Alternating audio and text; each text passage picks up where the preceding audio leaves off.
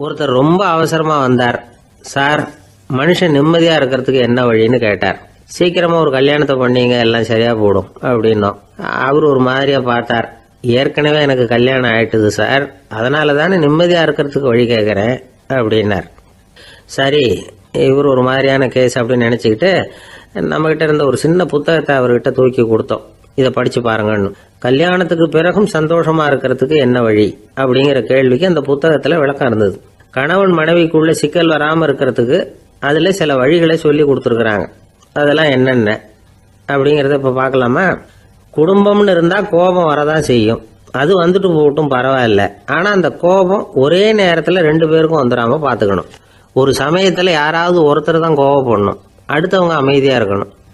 அதுக்கப்புறம் இவர் அமைதியான உடனே அவங்க ஆரம்பிச்சுக்கலாம்.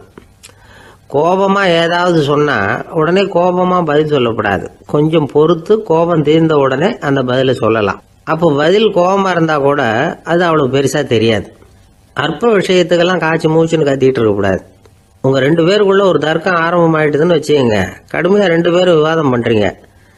உங்கள ஒருத்தர் இதுல ஜெயிக்கணும்னா அது நீங்களா இருக்க வேணாம், அடுத்தவங்க ஜெயிக்கிறதுக்கு நீங்க துணையா இருங்களேன். அப்படின்னா நீங்க கொஞ்சம் விட்டு கொடுக்கணும், அவ்வளவுதான். ஏதாவது குத்தம் சொல்லணுமா, செஞ்ச தப்ப சுட்டி காட்டணுமா, விமர்சனம் பண்ணணுமா, பண்ணுங்க, வேணான்னு சொல்லல. ஆனா சொன்னதை அப்படி சொல்றத கொஞ்சம் அன்பா இதமா சொல்லுங்க. எப்போ நடந்த தவறுகளை எல்லாம் இப்போ போய் மறுபடியும் ஞாபகப்படுத்திட்டு இருக்க வேண்டாம். நான் அப்பவே சொன்னேன் இந்த புடவை வேணாம்னு, நீங்க தான் கேட்கல, இப்ப பாருங்க கிழிஞ்சு போச்சு இப்படின்னு கத்துனாங்க ஒரு அம்மா. எப்போ சொன்னீங்கன்னு கேட்டா ஒரு 10 வருஷத்துக்கு முன்னாடி தீபாவளி சமயத்துல அப்படிங்கிறாங்க. அது என்ன இன்னும் அப்படியே புதுசாகவே இருக்கும்? உங்களுக்கு அவர் தான் பெருசு, அவருக்கு நீங்க தான் பெருசு. அதை விட இந்த உலகத்துல வேற எதுவும் முக்கியம் இல்லைன்னு நினைக்கணும். நீ தான் என்னுடைய உலகம்னு எத்தனை தடவை சொல்லியிருப்பீங்க? அதெல்லாம் வெறும் வசனமா போயிடக்கூடாது. ஏதாவது ஒரு பிரச்சனையை பத்தி கடுமையா விவாதம் பண்ணிட்டு இருக்கீங்க, அதை அப்படியே பாதியில விட்டுட்டு படுக்கைக்கு போயிடக்கூடாது. சொச்சத்தை நாளைக்கு பேசிக்கலாம்னு. அப்படி போனா தூக்கம் வராது. பிரச்சனையை ஒரு முடிவு பண்ணிக்கிட்டு அதுக்கப்புறமா தூங்க போகணும்.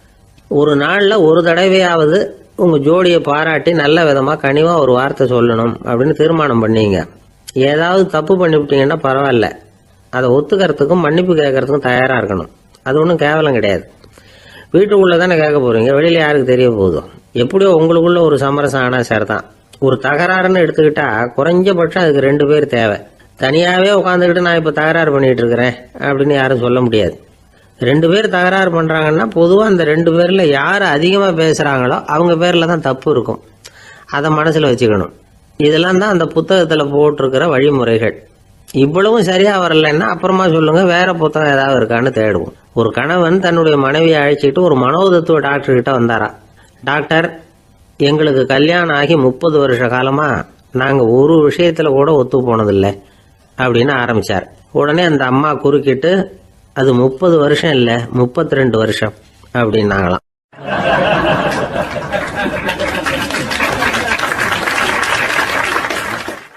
சில பேரை இப்படி சொல்றது உண்டு. அடுத்தவங்களை அனுசரிச்சு நடந்துக்க தெரியல, அவன் என்ன சார் மனுஷன் அப்படிம்பாங்க. சக மனிதர்களோட எப்படி பழகிறது அப்படின்னு தெரியாததுனாலேயே பல பேர் இன்னைக்கு சங்கடப்பட்டுக்கிட்டு இருக்கிறாங்க. வசதி வாய்ப்பெல்லாம் சரியா இருக்கும், ஆனா வாழ்க்கை சரியா இருக்காது. இன்னொருத்தர்கிட்ட எப்படி பேசுறது பழகிறதுங்கிறது தெரியாததுனாலதான் இந்த அவஸ்தை. சரி, இந்த அவஸ்தை இல்லாம வாழறது எப்படி? இதுக்கு அனுபவசாலிகள் சில வழிமுறைகளை சொல்றாங்க. அதெல்லாம் என்னென்னங்கிறத இப்ப தெரிஞ்சுக்குவோம். முதல்ல நம்ம நாக்கு நம்ம கண்ட்ரோல்ல இருக்கணும். வார்த்தைகளை கொட்டி விட்டு அதுக்கப்புறம் அள்ள முடியாம கிடந்து கஷ்டப்படக்கூடாது.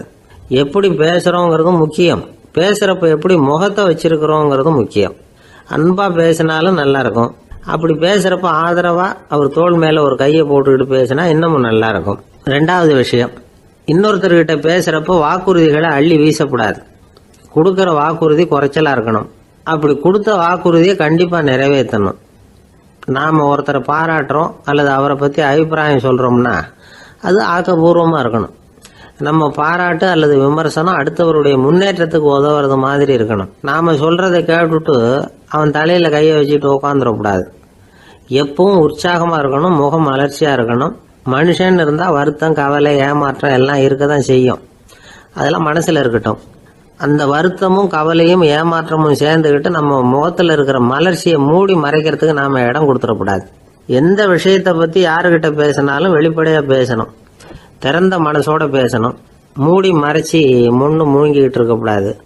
இன்னொருத்தர்கிட்ட பேசுகிறப்போ விவாதம் பண்ணுங்க, அது தப்பு இல்லை. ஆனால் வாதாடிக்கிட்டு இருக்கக்கூடாது. அதாவது என்ன சொல்கிறாங்கன்னா, டிஸ்கஸ் பண்ணலாம், ஆர்கியூ பண்ணக்கூடாதான். நம்மக்கிட்ட இருக்கிற நல்ல குணங்களை நாம் எடுத்து சொல்லிகிட்டு இருக்கக்கூடாது. அந்த நல்ல குணங்களே நம்மளை பற்றி எடுத்து சொல்லணும், அது மாதிரி நடந்துக்கணும். அதே மாதிரி அடுத்தவங்க கிட்ட உள்ள கெட்ட குணங்களை பற்றி அவசியம் இல்லாமல் நாம் பேச வேண்டியதில்லை. உங்களை பற்றி யாராவது தப்பாக பேசுகிறாங்களா, அப்படி அவங்க பேசுகிறதுல உண்மை இல்லையா அப்படின்னா அதை நீங்கள் பொருட்படுத்த வேண்டியதில்லை, விட்டுடலாம். அது தானாக போயிடும். ஒரு 4-5 பேரோட பேசிக்கிட்டு இருந்தீங்கன்னா எல்லாருக்கும் முக்கியத்துவம் கொடுங்க, யாரையும் அலட்சியப்படுத்தாதீங்க. தமாஷா பேசலாம், ஆனால் அவங்க தமாஷ் அடுத்தவங்களை கேலி பண்ணுறதா இருக்கக்கூடாது. நமக்கு கிடைக்க வேண்டியது கிடைக்கலையே அப்படிங்கிற தவிப்பு நம்மகிட்ட இருக்கக்கூடாது, அது தேவையில்லை. உங்கள் செயல்பாடுகள் தெளிவாக இருக்கட்டும், பாராட்டு தானாக அவங்கள தேடிட்டு வரும். இன்னொரு மனுஷனுடைய மனசில் கௌரவமான ஒரு இடத்த பிடிக்கணும்னா நாம் இந்த குணத்தை எல்லாம் நம்மகிட்ட வளர்த்துக்கணும். இதெல்லாம் அனுபவசாலிகள் சொல்லியிருக்கிற குறிப்புகள். இந்த குறிப்புகளை சரியாக புரிஞ்சுக்கணும், அது முக்கியம். தப்பாக புரிஞ்சுக்கிட்டா என்ன ஆகும் தெரியுமா? இதை கேளுங்க. ஒருத்தர் வந்தார், சார் அடுத்தவங்க தோள் மேலே கையை போட்டுக்கிட்டு அன்பாக பேசணும்னு சொன்னீங்க, அப்படி தான் பேசினேன். அவர் முதுகை கூட தட்டி கொடுத்தேன், என் வேலை போயிட்டுது சார், வீட்டுக்கு அனுப்பிச்சிட்டாங்க அப்படின்னார். யாருக்கிட்ட அப்படி பேசுனீங்கன்னு கேட்டோம். என் முதலாளிகிட்ட சார் அப்படிங்கிறார் ரொம்ப சோகமா.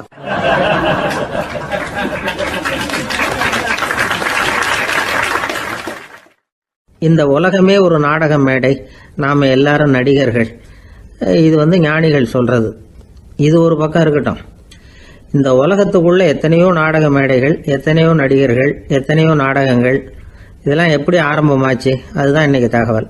அதாவது ஆதி மனிதன் பேச ஆரம்பிக்கிறதுக்கு முன்னாடி சைகையாலேயே எல்லாத்தையும் சொல்லிட்டு இருந்தான். அதனால அப்பவே நடிப்பு ஆரம்பமாயிட்டுது. முதல்ல ஒரு வேட்டையத்தான் அவன் நடிச்சு காட்டியிருப்பான். இவன் எப்படி போனான், எதிரில் மிருகம் எப்படி வந்தது, அதோட எப்படி சண்டை போட்டான், எப்படி அடித்து கொண்டுகிட்டு வந்தான், இதை அப்படியே மற்றவங்களுக்கு நடித்து காட்டியிருப்பான். ஏன்னா மொழி கிடையாது. இந்த காலத்துல எல்லாம் நாடகங்களில் நடிக்கிறவங்கள நடிகர்கள்ங்கிறோம். ஒரு காலத்தில் இவங்களுக்கு என்ன பேர் தெரியுமா? திஸ்பியர்கள் அப்படின்னு பேராம். இதுக்கு காரணம் உண்டு. அதாவது 2000 வருஷத்துக்கு முன்னாடி கிரீஸ் நாட்டில் திசிபியஸ் அப்படின்னு ஒரு ஆள் இருந்தான். அவன் ஒரு பெரிய நாடக கலைஞன். அவன் சில இளைஞர்களை சேர்த்துக்கிட்டான், பயிற்சி கொடுத்தான், நாடக குழுவை உருவாக்கினான்.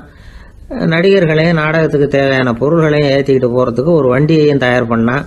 அந்த வண்டியிலேயே அவன் கிரேக்க நாடு பூராவும் சுற்றினான். ஊர் ஊராக நாடகம் போட்டான். ஒரு ஊருக்கு போனதும் அங்கே நாடகம் நடத்த தியேட்டர் இருக்கா அப்படிங்கலாம் பார்க்கறது இல்லை அவன். ஏன்னா அப்போலாம் தியேட்டர்னா என்னென்ன தெரியாது. நாடகம்னா அது ஒரு மூடிய கொட்டைக்குள்ளே தான் நடத்தணுங்கிறது அப்போ யாருக்குமே தோணலை. இந்த வண்டி போகும், அதுவே ஒரு பகுதி அப்படியே ஒரு மேடை மாதிரி விரிச்சிக்கும். அதில் ஏறி நின்றுக்கிட்டு நாடகத்தை நடித்து காட்டுவாங்களாம். மக்கள்லாம் எதிரில் தரையில் உட்காந்து அதை பார்த்துக்கிட்டு இருக்கிறது. உலகத்தின் முதல் நடமாடும் தியேட்டர் இதுதானா. இந்த திசிபியஸ் தான் முதலாக உலகத்தில் நாடகம்ங்கிற பொழுதுபோக்கை நடத்தி காட்டினவன் அப்படின்னு சொல்கிறாங்க. அவன் சொந்தமாக நாடகம் எழுதுனா, நடித்தான், நாடகத்தை இயக்கினான். அதனால தான் அவனை first man of the theatre அப்படின்னு சொல்லுவாங்க. அவன் தான் நாடக மேடையின் முன்னோடி. கிரேக்கர் காலத்திலேயே நாடக ஆசிரியர்கள், நடிகர்கள், ரசிகர்கள் இவங்கெல்லாம் உருவாயிட்டாங்களாம். நாடகத்தின் சரித்திரத்தில் இந்த 3 பிரிவும் ரொம்ப முக்கியம். அதாவது கிரேக்க தியேட்டர்கள்லாம் திறந்த வெளி மேடைகள் தான். பெரும்பாலும் மலைச்சரிவுகள், அதுவே படிப்படியாக பண்ணியிருப்பாங்க. கீழே அரைவட்ட வடிவில் மேடை, அதுக்கு ஆர்கெஸ்ட்ரான்னு பேர். பிற்காலத்தில் இதில் உட்காந்து இசைக்குழுவினர் வாய்ச்சதுனால இசைக்குழுவுக்கே ஆர்கெஸ்ட்ராங்கிற பேர் வந்துட்டுது. இப்போ கிரேக்க தியேட்டர்களில் ஒன்று, அதோட காலம் கிமு 340. அதை இன்னமும் பாதுகாத்து வச்சிருக்கிறாங்களாம். எபிடாரஸ் அப்படிங்கிற இடத்துல அது இருக்குதான். இன்னமும் அந்த தியேட்டரை பயன்படுத்திக்கிட்டு வர்றாங்களாம். சிறந்த கிரேக்க நாடகங்கள்லாம் அங்கே நடிக்கிறாங்களாம். ஆரம்ப காலத்திலேயே கட்டணம் கிடையாது. அப்புறம் பின்னாடி தான் நுழைவு கட்டணம்லாம் அப்படியே வந்துட்டு தான். நடிகர்கள் பளபளப்பான ஆடைகள் உடுத்தியிருப்பாங்களாம். இந்த குதிகால் உயர்ந்த காலணிகள் போட்டிருப்பாங்களாம். இதெல்லாம் பழைய குறிப்புகள். பலவிதமான உருவங்களில் மாஸ்க் அப்படின்னு சொல்லப்படுற முகமூடி. அதனால் ஒரே நடிகர் பல வேடங்களில் நடிக்கிறது உண்டான். ஆரம்பத்தில் பெண் நடிகர்கள் கிடையாது, எல்லாம் ஆண் நடிகர்கள் தான். ரோமானியர்கள் தான் முதல் நிரந்தர நாடக மேடையை கட்டினவங்க. அதுதான் முதல் தியேட்டர். கிமு 1048 காலகட்டத்தில் பாம்பிங்கிற நகரத்தில் அதை கட்டியிருக்கிறாங்களாம். கிரேக்க ரோமானிய தியேட்டர்களின் அடிப்படையிலேயே இந்த இத்தாலிய வடிவ அமைப்பாளர்கள் இந்த குதிரை லாட வடிவில் ஒரு ஆடிட்டோரியத்தை உருவாக்கினாங்களாம். இப்படி அதை பற்றி நிறைய தகவல் இருக்குது. 1576 லண்டனில் இந்த வின்ஸ்பர்ரி, அப்புறம் இந்த பில்ட்ஸில், அப்புறம் ஜேம்ஸ் இப்படிங்கிற ஒரு முயற்சியால் தான் இங்கிலாந்தில் முதல் தியேட்டர் உருவாச்சான். அப்படி ஒருத்தர் இருந்தாராம். உலக நாடக மேடையின் வரலாறு இதுதான். அதாவது இப்பெல்லாம் அறிவியல் வளர்ச்சி அதிகமாயிட்டுது, திரைப்படம் தொலைக்காட்சி எல்லாம் வந்தாச்சு. ஒவ்வொரு வீடுமே ஒரு குட்டி தியேட்டர் மாதிரி ஆயிட்டுது. தொலைக்காட்சி முன்னாடி உட்காந்து எழுந்திருக்கவே மனசு வர்றதில்லை. ஒரு அம்மா ஒரு மனோதத்துவ டாக்டரை தேடிட்டு வந்தாங்களாம் இந்த காலத்தில். டாக்டர், எங்கள் வீட்டுக்காரர் எப்போ பார்த்தாலும் டிவி முன்னாடி உட்காந்துக்கிட்டு அதையே வெறிச்சு பார்த்துக்கிட்டு இருக்கிறார், உத்து பார்த்துக்கிட்டு இருக்கார், எனக்கு சந்தேகமாக இருக்குன்னாங்களாம். இது மனக்கோளாறு இல்லைங்க, ஆர்வ கோளாறு, அவ்வளவுதான், இதுக்காக பயப்படாதீங்கன்னாராம் டாக்டர். அப்படி இல்லை டாக்டர், டிவி ஓடும் பொழுது நாம எல்லாம் அதை பார்க்குறோம் சரி, ஆனால் அவர் அப்படி இல்லை, டிவியை நிறுத்தினதுக்கு அப்புறமும் அதையே உத்து பார்த்துட்டு உட்காந்துருக்கிறார், அதனால தான் சந்தேகப்பட்டு உங்ககிட்ட வந்தேன் அப்படின்னாங்களாம்.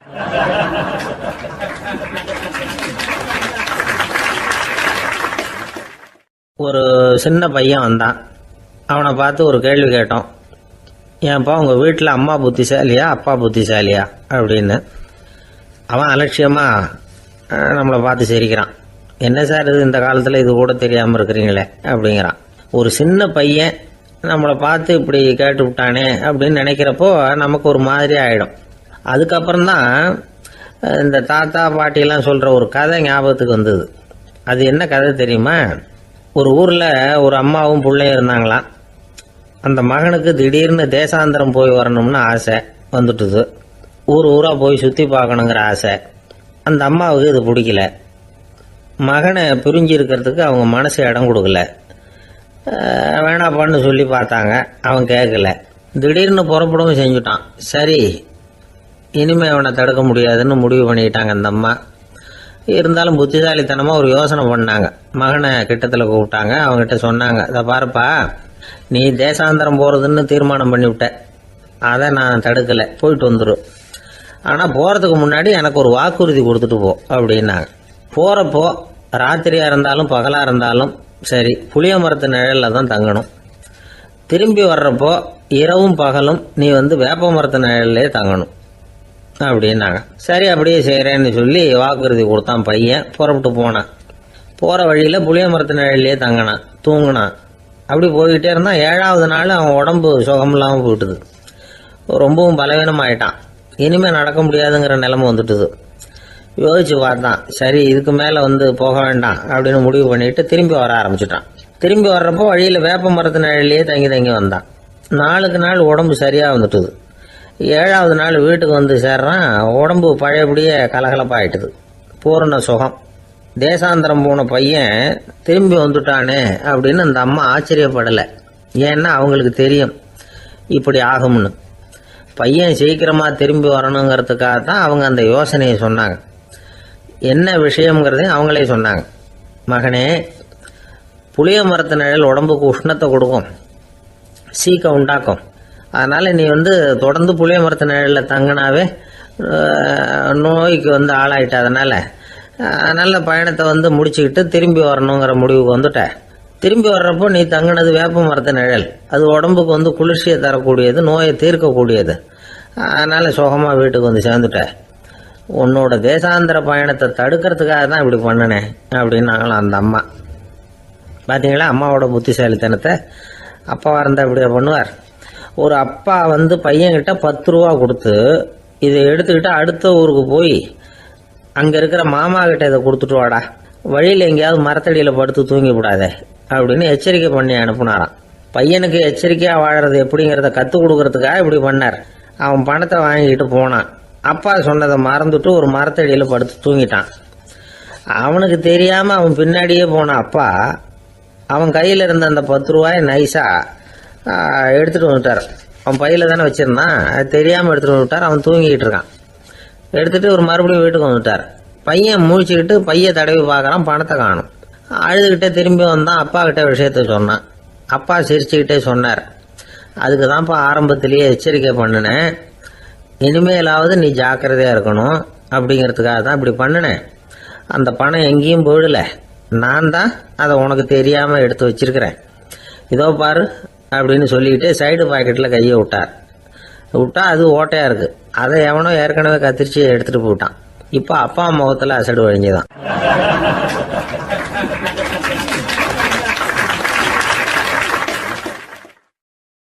ஒரு அரசனும் அமைச்சரும் ஒரு நாள் ரொம்ப சாவகாசமாக பேசிக்கிட்டு இருந்தாங்களாம்.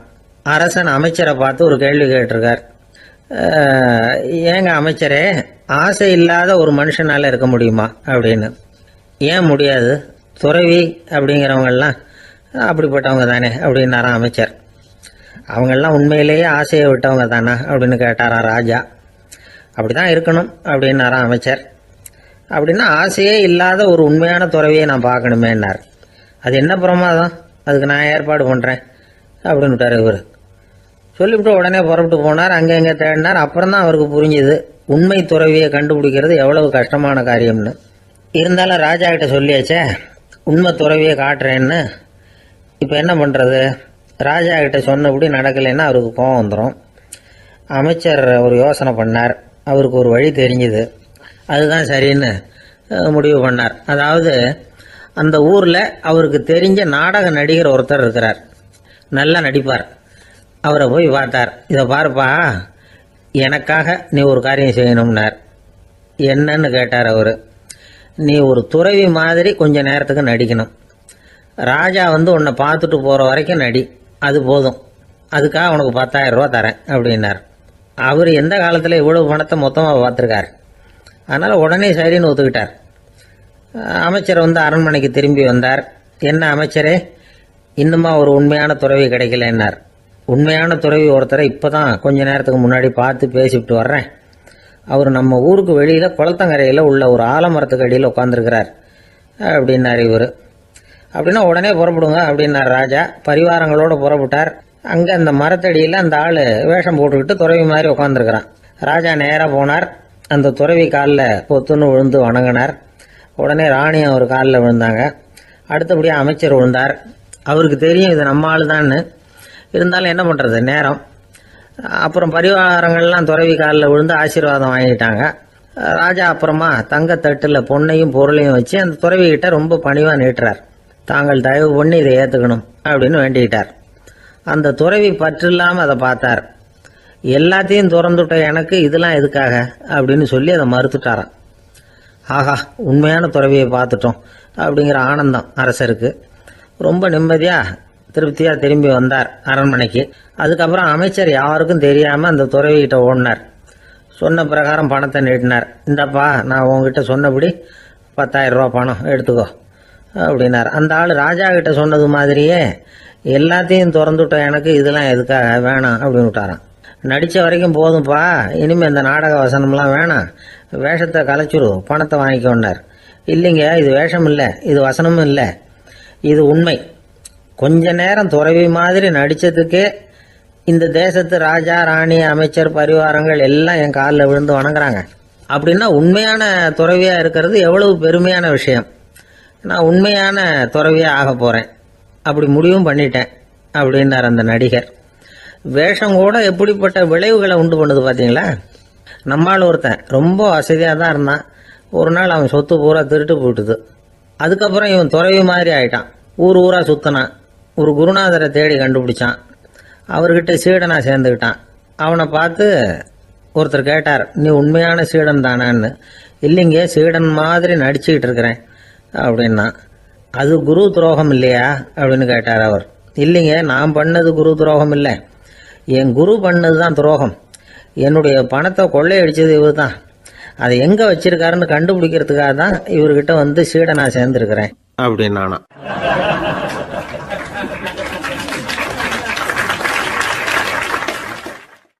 ஒரு ஆள் இருந்தான், நிறைய பணம் சம்பாதிச்சான். ஆனால் செலவு பண்ண மனசு வரல, கருமி. அவன் என்ன பண்ணா, சேர்த்த பணம் பூராவையும் ஒரு மரத்தடியில் புதைச்சி வச்சிருந்தான். வாரத்துக்கு ஒரு தடவை அந்த மரத்தடிக்கு வருவான். புதைச்ச இடத்த ஆவலோடு பார்த்துக்கிட்டு இருப்பான். அதுக்கப்புறம் போயிடுவான். அவ்வளவுதான். ஒரு நாள் ஒரு திருடன் வந்தான். இவன் புதைச்சி வச்சிருந்ததெல்லாம் எடுத்துட்டு போட்டான். இது தெரிஞ்சு போச்சு. அந்த கருமி புலம்ப ஆரம்பிச்சிட்டான். இவன் புலம்பலை கேட்டதும் அக்கம் பக்கத்தில் இருந்தவங்க எல்லாம் ஓடி வந்தாங்க. என்ன விஷயம்னு விசாரிச்சாங்க. இவன் சொன்னான். ஒரு பெரியவர் கேட்டார், ஏப்பா வாரம் வந்து இந்த இடத்த பார்க்கறதாக சொன்னியே, எப்போவாவது இதில் இருக்கிற பணத்தை எடுத்து செலவு பண்ணியிருக்கியா அப்படின்னு கேட்டார். நான் அப்பப்போ வந்து அதை பார்க்கறது தான் வழக்கம், அதை தொட்டதே இல்லைன்னு அவன்.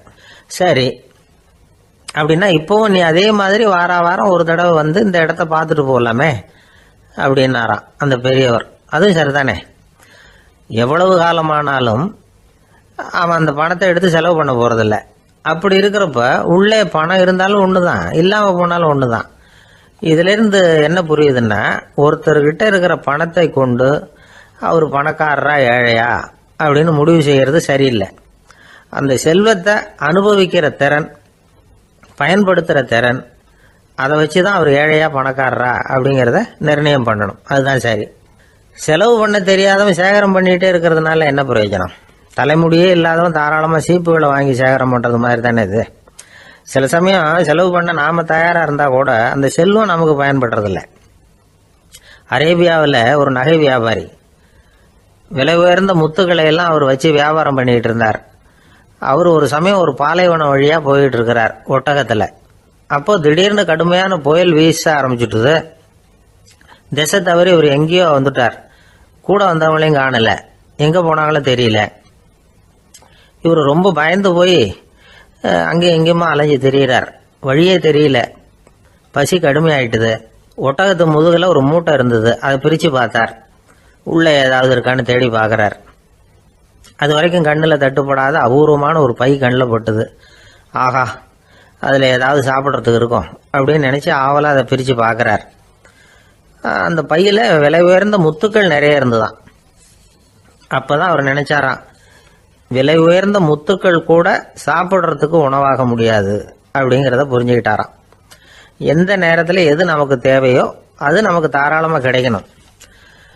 அப்படி அது கிடைக்கிறதுக்கு நம்மக்கிட்ட இருக்கிற செல்வம் பயன்படணும். அது நமக்கும் பயன்படலாம், நம்ம மூலமாக அடுத்தவங்களுக்கும் பயன்படலாம். அதுதான் செல்வத்தின் பயன். ஒரு மரத்தடியில் ஒருத்தன் உட்காந்து அழுதுகிட்டு இருந்தான். அந்த பக்கமாக வந்த இன்னொருத்தன் ஏப்பா அழுதுகிட்டு இருக்கிறேன்னு கேட்டான். இந்த இடத்துல தான் பூமிக்கு அடியில் பணம் இருக்குது, புதைச்ச இடம் தெரியல, அதான் அழறேன் அப்படின்னா. நல்லா ஞாபகப்படுத்தி பாரு, எந்த இடத்துல புதைச்ச அப்படின்னு கேட்டான் இவன். அது எப்படி எனக்கு தெரியும், புதைச்சி வச்சிருக்கிறவன் நான் இல்லையே, எங்கள் எதிர்த்து வீட்டுக்காரன் அப்படின்னானா இவன்.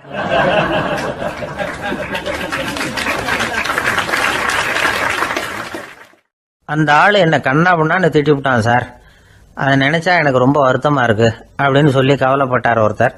இதுல கவலைப்படுறதுக்கு என்ன இருக்குது அப்படின்னார் ஒரு பெரியவர். அவர் ஒரு மகான். என்ன சார் இப்படி சொல்றீங்க, ஒருத்தர் நம்ம பார்த்து திட்டுனா வருத்தமா இருக்காதா அப்படின்னார். அது எப்படி வருத்தமா இருக்கும், திட்டுறதுங்கிறது என்ன, அது வெறும் சத்தம் தானே அப்படின்னார் அந்த பெரியவர். நம்ம ஆளுக்கு தலையை பிச்சுக்கலாம் போல இருந்தது. இருக்காத அப்படின்னா நமக்கு அப்படித்தானே தோணுது. அந்த பெரியவர் சொல்றது ரொம்ப பெரிய விஷயம்.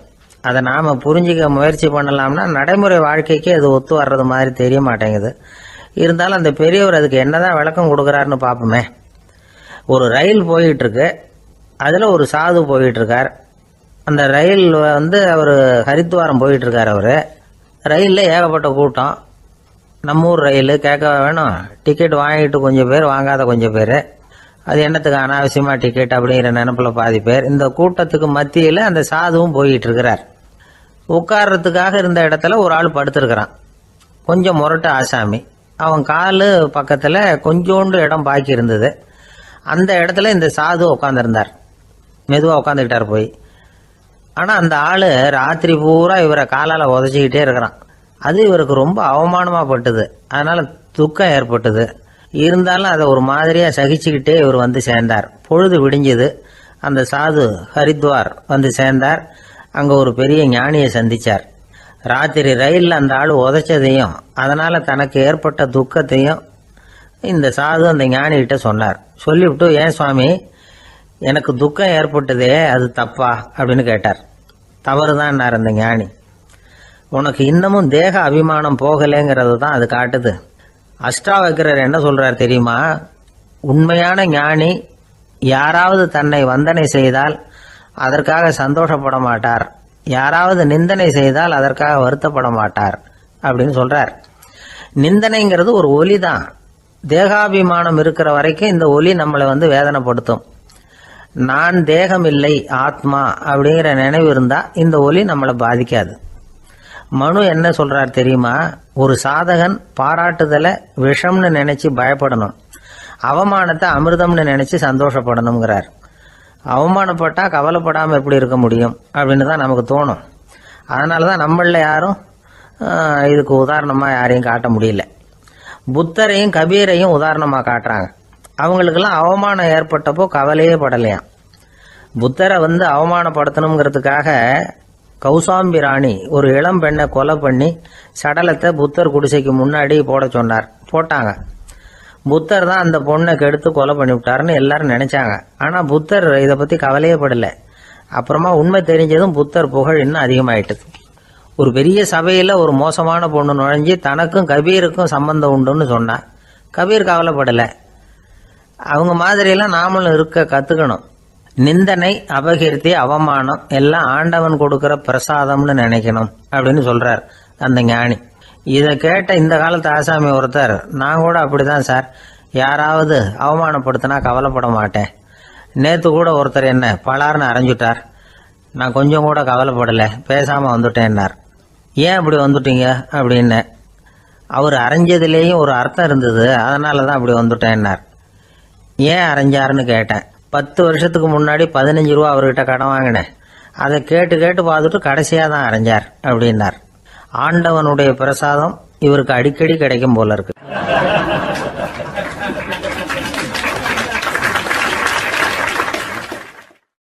ஒரு பல்கலைக்கழகம், அங்க ஒரு இலக்கிய பேராசிரியர், அவர் பாடம் நடத்திட்டு இருந்தார். ராபர்ட் பிரவுனிங் எழுதிய கவிதைகளை பத்தி சொல்லிட்டு இருக்கிறார். மாணவர்களும் ரொம்ப அக்கறையா அதை கேட்டுக்கிட்டு இருக்கிறாங்க.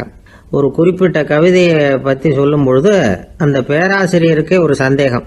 அதாவது அந்த கவிதையின் சரியான அர்த்தம் என்னங்கிறதுல சந்தேகம். பேராசிரியர் யோசனை பண்ணார். அந்த கவிதையை முழுசா புரிஞ்சுக்க முடியல. அதனால மாணவர்களை பார்த்து சொன்னார், மாணவர்களே, ஒரு நாள் பொறுத்துங்க, இந்த கவிதையை எழுதின கவிஞர் எங்க வீட்டுக்கு பக்கத்துல தான் இருக்கிறார். இன்னைக்கு சாயந்தரம் நான் அவரை நேரிலேயே போய் பார்க்கறேன், பார்த்து இதுக்கு என்னங்க அர்த்தம்னு கேட்டுட்டு வந்துடுறேன், அதுக்கப்புறம் உங்ககிட்ட சொல்றேன் அப்படின்னாராம். அன்னைக்கு சாயந்தரமே அந்த பேராசிரியர் கவிஞரை தேடிட்டு போயிட்டார். கவிஞர் அவங்க வீட்டுல அவர் பாட்டு உட்காந்துருந்தாராம். இவர் போய் அவர் முன்னாடி உட்கார்ந்தார். அப்புறம் கேட்டார், ஐயா, அந்த கவிதையின் முழு பொருள் என்னன்னு தெரிஞ்சுட்டு போறதுக்காக வந்திருக்கிறேன் அப்படின்னாராம். எந்த கவிதை அப்படின்னாராம் அவரு. இவர் அந்த கவிதையை சொல்லியிருக்கார். கவிஞர் கொஞ்சம் யோசனை பண்ணிவிட்டு அப்புறம் சொன்னாராம், பேராசிரியரே, நீங்க கொஞ்சம் தாமதமா வந்துட்டீங்கன்னாராம். இவருக்கு ஒன்றும் புரியல. நீங்க என்ன சொல்றீங்க? நான் தாமதமா வந்துட்டேன்னா? நீங்க தான் உயிரோடு இருக்கிறீங்களே, அப்படி இருக்கும்பொழுது நான் தாமதமா வந்துட்டேன்னா அது எப்படி அப்படின்னு இவர் குழம்பி இருக்கிறார். இப்ப கவிஞர் சொன்னாராம், ஐயா, நான் உயிரோட இருக்கிறேனா இல்லையாங்கிறது முக்கியம் இல்லை. நான் அந்த கவிதை வரிகளை எழுதினப்போ 2 பேருக்கு அதோட அர்த்தம் தெரிஞ்சிருந்தது. இப்போ ஒரே ஒருத்தருக்கு தான் அதோட அர்த்தம் தெரியும் அப்படின்னாராம். பேராசிரியர் யோசனை பண்ணியிருக்கார். அப்படின்னா அந்த ஒருத்தர் கவிஞர் ராபர்ட் பிரவுனிங்கை தவிர வேற யாரா இருக்க முடியும்?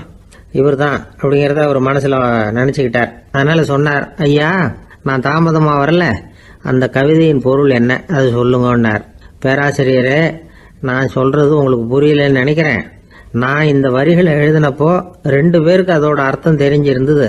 அந்த 2 பேர் யாருன்னா, ஒருத்தர் ராபர்ட் பிரவுனிங், அதாவது நான், இன்னொருத்தர் கடவுள். இப்போ அது கடவுளுக்கு மட்டும்தான் தெரியும். நானே இதை பத்தி பல தடவை யோசனை பண்ணி பார்த்தேன். இது ரொம்ப அழகானது, ஆனாலும் ரொம்ப வழுக்கலானது. அதை பிடிச்சிட்டோம்னு நினைச்சிட்டு இருக்கும் பொழுதே காத்து மாதிரி அது உங்ககிட்ட இருந்து ஓடி போயிடுது. எனக்கு ரொம்பவும் வருத்தமா தான் இருக்குது. நிச்சயமா நான் தான் இந்த வரிகளை எழுதியிருக்கிறேன், அதுல அர்த்தம் இருக்குங்கிறது எனக்கு தெரியும், அதை நான் உணர்றேன். ஆனா நீங்க என்ன மன்னிக்கணும், எனக்கே கூட அதை என்னால விளக்க முடியல. அப்படி இருக்கும் பொழுது உங்களுக்கு எப்படி அதை நான் விளக்க முடியும் அப்படின்னு அந்த கவிஞர். அனுபவிக்கப்படக்கூடிய எல்லாமே விளக்கப்படக்கூடிய ஒன்றல்ல, விளக்கப்படும் எல்லாமே அனுபவிக்கப்படக்கூடிய ஒன்றல்ல அப்படிங்கிறது ஞானிகளுடைய கருத்து. அதுக்காக தான் அந்த சம்பவம். வாழ்க்கையில் நீங்கள் தொடர்ந்து ஆய்வு செய்து கொண்டே இருக்கக்கூடிய விளக்கங்களை ஒருபோதும் அடைய முடியாத பரிமாணங்கள் இருக்கிறதுனால தான் அது அலுப்பு தட்டாமல் இருக்குது. உங்களால் நிறைய அனுபவிக்க முடியும்.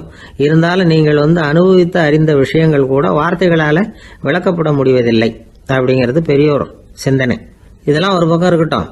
நமக்கு தெரிஞ்ச பேராசிரியர் ஒருத்தர் 1 மணி நேரம் ரொம்ப விவரமாக வகுப்பு எடுத்தார். கடைசியாக சொன்னார், மாணவர்களே, ரொம்பவும் எளிமையாக விளக்கமாக எல்லா விவரமும் சொல்லியிருக்கிறேன். அதனால் இதில் உங்களுக்கு சந்தேகம் வர்றதுக்கு வாய்ப்பே இல்லை. இருந்தாலும் கேட்க வேண்டிய கடமை கேட்குறேன். இது வரைக்கும் நடத்தினதில் யாருக்காவது ஏதாவது சந்தேகம் உண்டா அப்படின்னு கேட்டாராம். எனக்கு ஒரே ஒரு சந்தேகம்தான் சார் அப்படின்னு எழுந்திரிச்சு நிற்கிறான் ஒருத்தன். என்னன்னு கேட்டாராம்.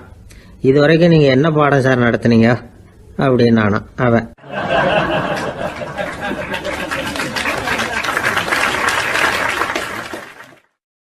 அம்மாக்காரங்களுக்கு அடிக்கடி ஏற்படுற கவலை ஒன்று உண்டு. அதாவது குழந்தை சரியாக சாப்பிட மாட்டேங்குதே அப்படிங்கிற கவலை.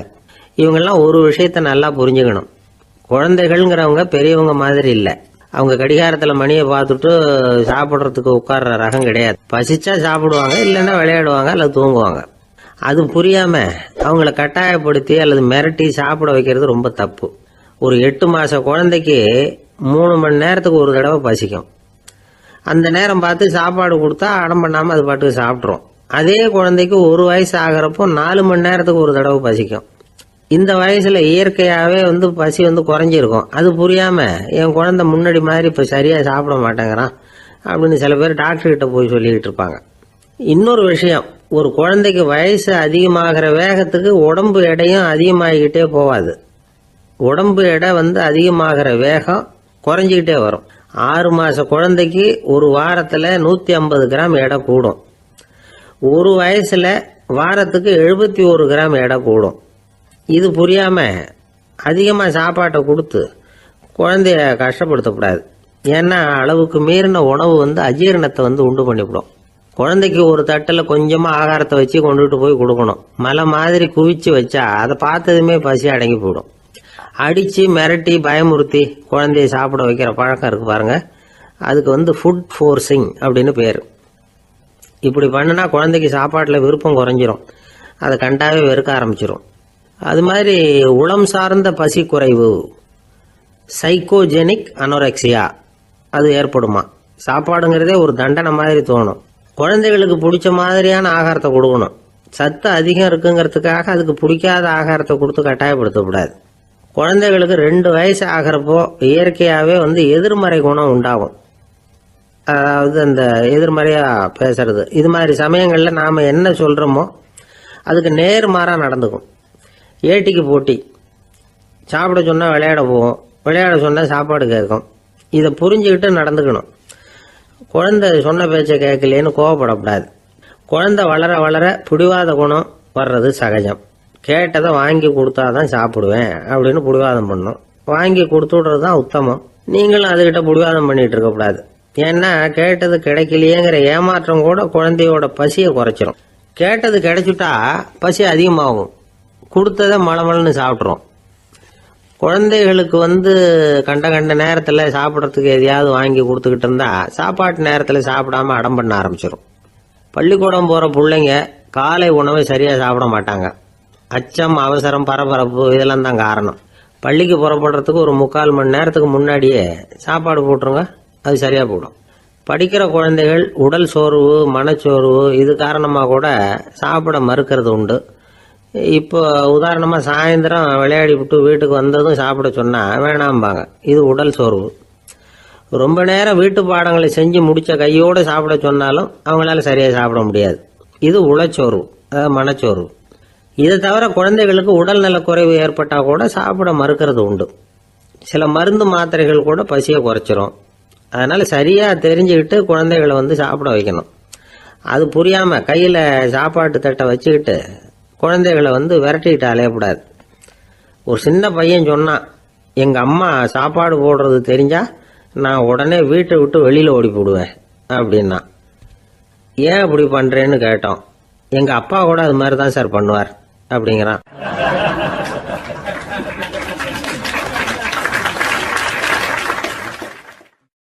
பந்திக்கு முந்தர ஆசாமிகள் நம்மள பல பேர் உண்டு. அப்படி முந்தறதுக்கு கூட முயற்சி பண்ணுறவங்க நிறைய பேர் இருக்கிறாங்க. இதில் என்ன ஒரு விஷயம்னா, பந்திக்கு முந்துறது கூட தப்பு இல்லை. ஆனால் அப்படி ஒரு விருந்தில் ஆளாக போய் உட்காந்து சாப்பிட்டா கூட வெளியில் வர்றப்ப என்ன பெரிய விருந்து வச்சுட்டான், சாம்பாரில் உப்பு இல்லை, ரசத்தில் காரம் இல்லை அப்படின்னு குறை சொல்லிகிட்டே வர்றது இருக்கு பாருங்க, அது சரியில்லை, நாகரிகமும் இல்லை. கல்யாண பத்திரிகையில் என்ன போட்டிருக்குது, என் பொண்ணுக்கும் இன்னார் பையனுக்கும் கல்யாணம், எல்லாரும் குடும்பத்தோடு வந்திருந்து மணமக்கள் வந்து ஆசீர்வதிக்கணும், இப்படி தானே போட்டிருக்கோம். குடும்பத்தோடு வந்து விருந்து சாப்பிட்டு சாப்பாடு எப்படி இருக்குன்னு அபிப்பிராயம் சொல்லிவிட்டு போங்க அப்படின்னா போட்டிருக்கு கல்யாண பத்திரிகையில். ஒருத்தர் வீட்டு விசேஷத்துக்கு போயிருக்கோம்னா எவ்வளவோ அசௌகரியங்கள் நமக்கு ஏற்படலாம். ஏராளமான கூட்டம் வந்திருக்கும். எல்லாரையும் அவங்க வந்து தனித்தனியாக கவனிச்சுக்கிட்டு இருக்க முடியாது. நாம தான் அனுசரித்து நடந்துக்கணும். நாமளாக போய் வாழ்த்த வேண்டியவங்களை வாழ்த்தி விட்டு வந்து சேரணும். அதை விட்டுட்டு பத்திரிக்கை கொடுத்தானேன்னு போனேன், கவனிப்பே சரியில்லை அப்படின்னு புலம்பிக்கிட்டு இருக்கக்கூடாது. ஒரு விருந்துக்கு போனால் அங்கே எப்படி நடந்துக்கணும் அப்படிங்கிறத பற்றி கூட அனுபவசாலிகள் சில விவரங்கள்லாம் சொல்லியிருக்கிறாங்க. இந்த காலத்தில் கல்யாணம், பிறந்த நாள், அது இதுன்னு நிறைய விருந்துகள் நடக்குது. அதெல்லாம் எதுக்காக? மனித உறவுகளை வளர்த்துக்கிறதுக்காக தான், வேற எதுக்கு? ஒரு விருந்துக்கு போனால் அமைதியாக பொறுமையாக போய் உட்காரணும். அடித்து பிடிச்சிக்கிட்டு இடத்த பிடிக்க போகிறேன் அப்படின்னு நிற்கக்கூடாது. முதல் பந்தி நடந்துக்கிட்டு இருந்தால் அது முடிஞ்சு இலை எடுத்து சுத்தம் பண்ணதுக்கு அப்புறம் போய் உட்கார்றது தான் நாகரீகம். இலை எடுக்கிறதுக்கு முன்னாடியே அங்கே போய் உட்காந்தா நல்லா இருக்காது. நீங்கள் சாப்பிட்டுட்டு உட்காந்துருக்கீங்களா, சாப்பிட்றதுக்கு உட்காந்துருக்கீங்களா, பார்க்குறவங்களுக்கு சந்தேகம் வந்துடும். அதே மாதிரி இலையில எல்லா ஐட்டமும் பரிமாறினதுக்கு அப்புறம் சாப்பிட ஆரம்பிக்கணும். ஒவ்வொரு ஐட்டமாக வைக்க வைக்க நாம் பாட்டுக்கு எடுத்து உள்ளே தள்ளிகிட்டே இருந்தோம்னா எதை வச்சோம் எதை வைக்கலன்னு பரிமாறினவரே குழம்பி போயிடுவார். ஏன்னா எப்போ பார்த்தாலும் இலை காலியாகவே இருக்கும். சாப்பிட்றப்போ உங்கள் சாப்பாட்டையே நீங்கள் கவனிக்கணும். அடுத்தவங்க இலையில என்ன இருக்குது, பக்கத்தில் இருக்கிறவர் எதை அதிகமாக சாப்பிட்றார், இதெல்லாம் நமக்கு என்னத்துக்கு? எல்லாரும் சாப்பிட்டு முடிக்கிற வரைக்கும் பொறுமையாக இருக்கிறது தான் நல்லது. நீங்கள் மட்டும் திடீர்னு பாதியில் எழுந்திரிச்சு பக்கத்தில் இருக்கிறவங்களுக்கு சங்கடமாக இருக்குமேங்கிறதெல்லாம் யோசிக்காமல் நீங்கள் பாட்டு எழுந்திரிச்சு போகக்கூடாது. பக்கத்தில் உள்ளவங்க உங்களை எழுந்திரிக்க சொன்னால் எழுந்திரிச்சு போகலாம். விருந்துகளில் சாப்பாட்டை வீணாக்கிறதே ஒரு நாகரிகமாக போட்டுது. இந்த காலத்தில் சாப்பாட்டுக்கே கஷ்டப்பட்டுக்கிட்டு பல பேர் இந்த உலகத்தில் இருக்கிறப்போ சாப்பாட்டை வீணாக்கிறது எவ்வளோ பெரிய மோசங்கிறத நினச்சி பார்க்கணும். வேணுங்கிற அளவுக்கு கேட்டு வாங்கி சாப்பிட்றது தான் முறை. விருந்தில் இந்த பஃபே அப்படின்னு சொல்லி ஒரு முறை சொல்கிறாங்கல்ல, அதாவது உணவு வகைகளையெல்லாம் பொதுவாக ஒரு இடத்துல வச்சுடுறது, நமக்கு தேவையானதை நாமே எடுத்துட்டு ஒரு தட்டில் போட்டுக்கிட்டு சாப்பிட வேண்டியது. இதில் கூட சில பேர் தேவைக்கு அதிகமாக எடுத்து போட்டுக்கிட்டு வீணாக்குறாங்க. சில சமயம் வந்து கடைசியாக சாப்பிட போகிறவங்களுக்கு எல்லா ஐட்டமும் கிடைக்காம போகலாம். அதை போய் பெருசு பண்ணிகிட்டு இருக்கக்கூடாது. என்ன சார், இந்த அளவுக்கு கூடவா நாகரிகம் தெரியாமல் இருக்கிறோம், இதை போய் பெருசாக சொல்ல வந்துட்டீங்களே அப்படின்னு நினைக்கலாம். ஒருத்தர் 2 பேருக்கு இந்த விவரம் தேவைப்படலாம். அவங்க காதலையும் இது விழட்டுமேங்கிறதுக்காக தான் இது. ஒரு பெரிய கல்யாண விருந்து நடந்துக்கிட்டு இருந்தது. விருந்து மண்டபத்து வாசலில் ஒருத்தர் நின்றுக்கிட்டு வர்றவங்களையெல்லாம் ரொம்ப மரியாதையாக வணங்கி உள்ளே அனுப்பி வச்சுக்கிட்டு இருந்தார். எப்படி தெரியுமா? வர்றவங்க கையெல்லாம் பிடிச்சி முத்தம் கொடுத்து அதுக்கப்புறம் உள்ளே அனுப்பி வச்சுக்கிட்டு இருந்தாராம். கூட்டம்லாம் முடிஞ்சதுக்கப்புறம் அவர்கிட்ட போய் கேட்டிருக்கிறாங்க, சார் நானும் எவ்வளவோ விருந்துகளுக்கு போயிருக்கிறேன், இருந்தாலும் இவ்வளவு மரியாதையாக வர்றவங்க கைக்கெல்லாம் முத்தம் கொடுத்து வரவேற்கிறத இங்கே தான் பார்க்குறேன் அப்படின்னு சொன்னாங்க. அதுக்கு அவர் சொன்னார், அட போங்க சார், நான் முத்தம் கொடுக்கல, முந்தின பந்திக்கு வந்து சாப்பிட்டவங்களே அடுத்த பந்திக்கும் வர்றாங்களான்னு மோந்து பார்த்து அனுப்பி வச்சுக்கிட்டு இருந்தேன் அப்படின்னார்.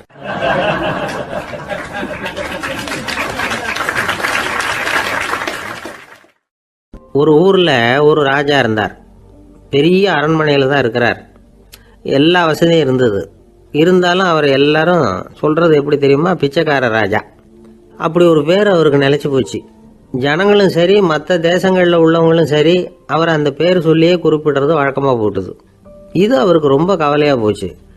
என்ன இது, நம்மளை தேடி வர்றவங்களுக்கெல்லாம் நாம் சோறு போடுறோம், நம்ம புகழ்ந்து பாடல் ஏற்றி கொண்டு வர்ற புலவர்களுக்கெல்லாம் அவங்க எப்படி வந்தாலும் ஒருவேளை சோறு போடணுங்கிறது உத்தரவு. இவ்வளவுலாம் செஞ்சும் நம்மளை போய் பிச்சைக்கார ராஜான்னு எல்லாரும் சொல்கிறாங்களே, அது ஏன், எதுக்காக இப்படி சொல்கிறாங்க? இதுதான் ராஜாவுக்கு குழப்பம். சரி, இதை பற்றி நம்ம அமைச்சர்கள் கிட்ட கேட்கலாமா அப்படின்னு யோசனை பண்ணார். இந்த விஷயத்தை போய் அவங்ககிட்ட எப்படி கேட்கறதுன்னு அவருக்கு தயக்கமாக இருந்தது. கௌரவ குறைச்சலாக தெரிஞ்சுது அவருக்கு. சரி, சாதாரண குடிமக்கள் கிட்ட இதை பற்றி கேட்கலாமா அப்படின்னு யோசனை பண்ணார். கேட்கலாம், ஆனால் அவங்க யாரும் ராஜா முன்னாடி வந்து நின்று தைரியமாக பேசக்கூடிய அளவுக்கு இல்லை. ராஜாவோட குழப்பம் நாளுக்கு நாள் அதிகமாக போச்சு. கடைசியாக அவர் ஒரு முடிவுக்கு வந்தார். அதாவது இதை பற்றி ஒரு பிச்சைக்காரங்கிட்டே கேட்டு பார்த்துட்டா என்ன. இதுதான் அவர் பண்ண முடிவு. உடனே மாறு வேஷம் போட்டுக்கிட்டு நகர்வலம் போனார். ஒரு பிச்சைக்காரனை கண்டுபிடிச்சார். இதை பாருப்பா, நம்ம ராஜாவை எல்லாரும் பிச்சைக்கார ராஜான்னே சொல்கிறாங்களே, அதுக்கு என்ன காரணமாக இருக்கும் அப்படின்னு கேட்டார். அதுக்கு அவன் சொல்கிறான், இதுக்கான பதிலை இன்னும் ஒரு 30 நாளில் சொல்கிறேன் அப்படின்னா. உடனே இவருக்கு சந்தோஷம். உண்மையை அவங்ககிட்ட சொன்னார். நான் வேற யாரும் இல்லை, நான் தான் இந்த நாட்டு ராஜா. இப்போ நீ என் கூடவே வந்துடு, அரண்மனையிலேயே தங்கிக்கோ. 30 நாள் கழித்து எனக்கு பதில் சொல்லிவிட்டு அதுக்கப்புறமா நீ போகலாம் அப்படின்னு சொல்லி அழைச்சிட்டு வந்துட்டார். அரண்மனையில் ஒரு மூலையில் அவன் தங்கறதுக்கு இடம் கொடுத்தார். தினம் 2 வேளையும் இவனுக்கு சோறு போடுங்க அப்படின்னு உத்தரவு போட்டார். ராஜா கொடுத்த இடத்துல போய் உக்காந்துக்கிட்டான் அந்த பிச்சைக்காரன். தினமும் அந்த அரண்மனையில் நடக்கிறதையெல்லாம் கவனிச்சிக்கிட்டு வந்தான். வேளைக்கு சாப்பாடு வரும், சாப்பிட்டுக்கிட்டு இருக்கான். இப்படி 30 நாள் முடிஞ்சுது. ராஜா வந்தார். என்ன, என்னோட கேள்விக்கு பதில் என்னன்னு கண்டுபிடிச்சிட்டியான்னார். கண்டுபிடிச்சிட்டேன்னா. என்ன எல்லாரும் பிச்சைக்கார ராஜான்னு சொல்கிறாங்களே, அது நியாயமாக படுதா உனக்குன்னு கேட்டார். நியாயமாக தான் படுது, சந்தேகம் இல்லாமல் நீங்கள் பிச்சைக்கார ராஜா தான். என்னதான் நீங்கள் வசதியோடவும் படைபலத்தோடவும் இருந்தால் கூட நீங்கள் எங்கள் வர்க்கத்தை சேர்ந்த ஆசாமி தான் அப்படின்னு அடித்து சொல்லிவிட்டான் அந்த ஆள். ஏனால் அப்படி சொல்கிறேன்னு கேட்டார் இவர். அரசே, ஒரு உண்மையை கண்டுபிடிச்சி சொல்கிறதா நான் உங்ககிட்ட சொன்னேன். நீங்கள் ராஜ பரம்பரைன்னா உடனே உங்கள் கழுத்தில் கிடக்கிற முத்து மாலையை கழட்டி பரிசாக கொடுத்துருப்பீங்க, பொண்ணையும் மணியையும் கொடுத்துருப்பீங்க. ஆனால் நீங்கள் அப்படி செய்யலை. என்னை ஒரு மூலையில் உட்கார வச்சு 2 வேளை சோறு போட சொன்னீங்க. உங்களை தேடி யார் வந்தாலும், யார் வந்து பாராட்டி பேசினாலும் அல்லது பிரச்சனைகளை சொன்னாலும் நீங்கள் செய்கிற ஒரே காரியம் சோறு போடுறது தான். பிச்சைக்காரனுக்கு சோறு மட்டும்தான் உலகம். உங்கள் விஷயத்திலையும் நீங்கள் அப்படி தான் நினைக்கிறதாக தெரியுது. நல்லா கவனிங்க. எந்த ஒரு பிரச்சனைக்கும் சோறு தான் முடிவுன்னு நினைக்கிறீங்க பாருங்க. நீங்கள் சந்தேகமில்லாத எங்களை சேர்ந்த ஆளு தான் அப்படின்னுட்டான் அந்த பிச்சைக்காரன். அதுக்கப்புறம் தான் அந்த ராஜா தன்னுடைய தவறுகளை எல்லாம் தேர்த்திக்கிட்டாராம். பசின்னு வர்றவங்களுக்கு சோறு தான் போடணும், அது தப்பு இல்லை. பாராட்ட வர்றவங்களுக்கெல்லாம் சோத்தையே போட்டு அனுப்புனா இப்படி தான் பேர் வரும். எனக்கு தெரிஞ்ச ஒருத்தர் தினமும் யாராவது ஒருத்தரை தன் வீட்டுக்கு அழைச்சிட்டு போவார், சாப்பாடு போட்டு அனுப்புவார். முன்னறிவிப்பு இல்லாமல் திடீர்னு ஒரு விருந்தாளியோட வீட்டில் போய் இவர் நிற்கிறது வழக்கம். அந்த அம்மாவும் இவருக்காக தயார் பண்ணி வச்சிருந்ததை இவர் அழைச்சிட்டு வந்திருக்கிற விருந்தாளிக்கு போட்டுருவாங்க. விருந்தாளி சாப்பிட்டுட்டு போனதுக்கப்புறம் இவர் மனைவி கிட்ட உனக்கு சிரமம் வேணாம் அப்படின்னு சொல்லிவிட்டு பக்கத்தில் உள்ள ஒரு ஹோட்டலுக்கு போய் காசு கொடுத்து சாப்பிட்டுட்டு வந்துடுவார். பல நாள் இப்படி நடக்கும். ஒரு நாள் அவரை தனியாக கூப்பிட்டுக்கிட்டு போய் ஏன் இப்படி பண்ணுறீங்கன்னு கேட்டோம். அதுக்கு அவர் சொல்கிறாரு, எங்கள் வீட்டு சாப்பாட்டிலேருந்து தப்பிக்கிறதுக்கு எனக்கு வேற வழி எதுவும் தெரியல சார், அதனால தான் இப்படி பண்ணிட்டு இருக்கிறேன் அப்படின்னார் ரொம்ப பரிதாபமா.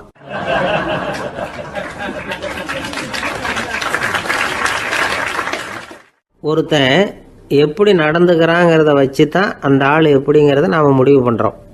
ஆளுமைன்னு சொல்கிறோம்ல, அதுக்கு சூழ்நிலைகளை ஆளுகின்ற தன்மை அப்படின்னு விளக்கம் கொடுக்குறார் ஒரு உளவியல் நிபுணர். சரி, ஒரு மனிதனுடைய ஆளுமையை உருவாக்குகிற விஷயங்கள் என்னென்ன? பிறப்பு, வளர்க்கப்பட்ட விதம், படிப்பு, நண்பர்கள், சமுதாயம், இப்படி நிறைய உண்டு. ஆளுமையின் அடிப்படையில் சில மனநோய்கள் உண்டாகுது. அதெல்லாம் என்னென்னங்கிறத தெரிஞ்சு வச்சுக்கிட்டோம்னா நம்ம கூட இருக்கிறவங்கள அடையாளம் கண்டுபிடிக்கிறதுக்கு அது ரொம்ப உபயோகமாக இருக்கும். ஃப்ரெனாய்டு ஆளுமை அப்படின்னு ஒன்று. இந்த கோளாறு உள்ளவங்க எப்படி இருப்பாங்க தெரியுமா? அதிக உணர்ச்சி, சந்தேகம், பொறாமை இதெல்லாம் அதிகமாக இருக்கும். வளைஞ்சு கொடுக்க மாட்டாங்க. அடுத்தவங்களோட இணக்கமான உறவு இருக்காது. அவங்க செய்கிற தப்புக்கெல்லாம் அடுத்தவங்களை குறை சொல்லிகிட்டு இருப்பாங்க. இது ஒரு ரகம்.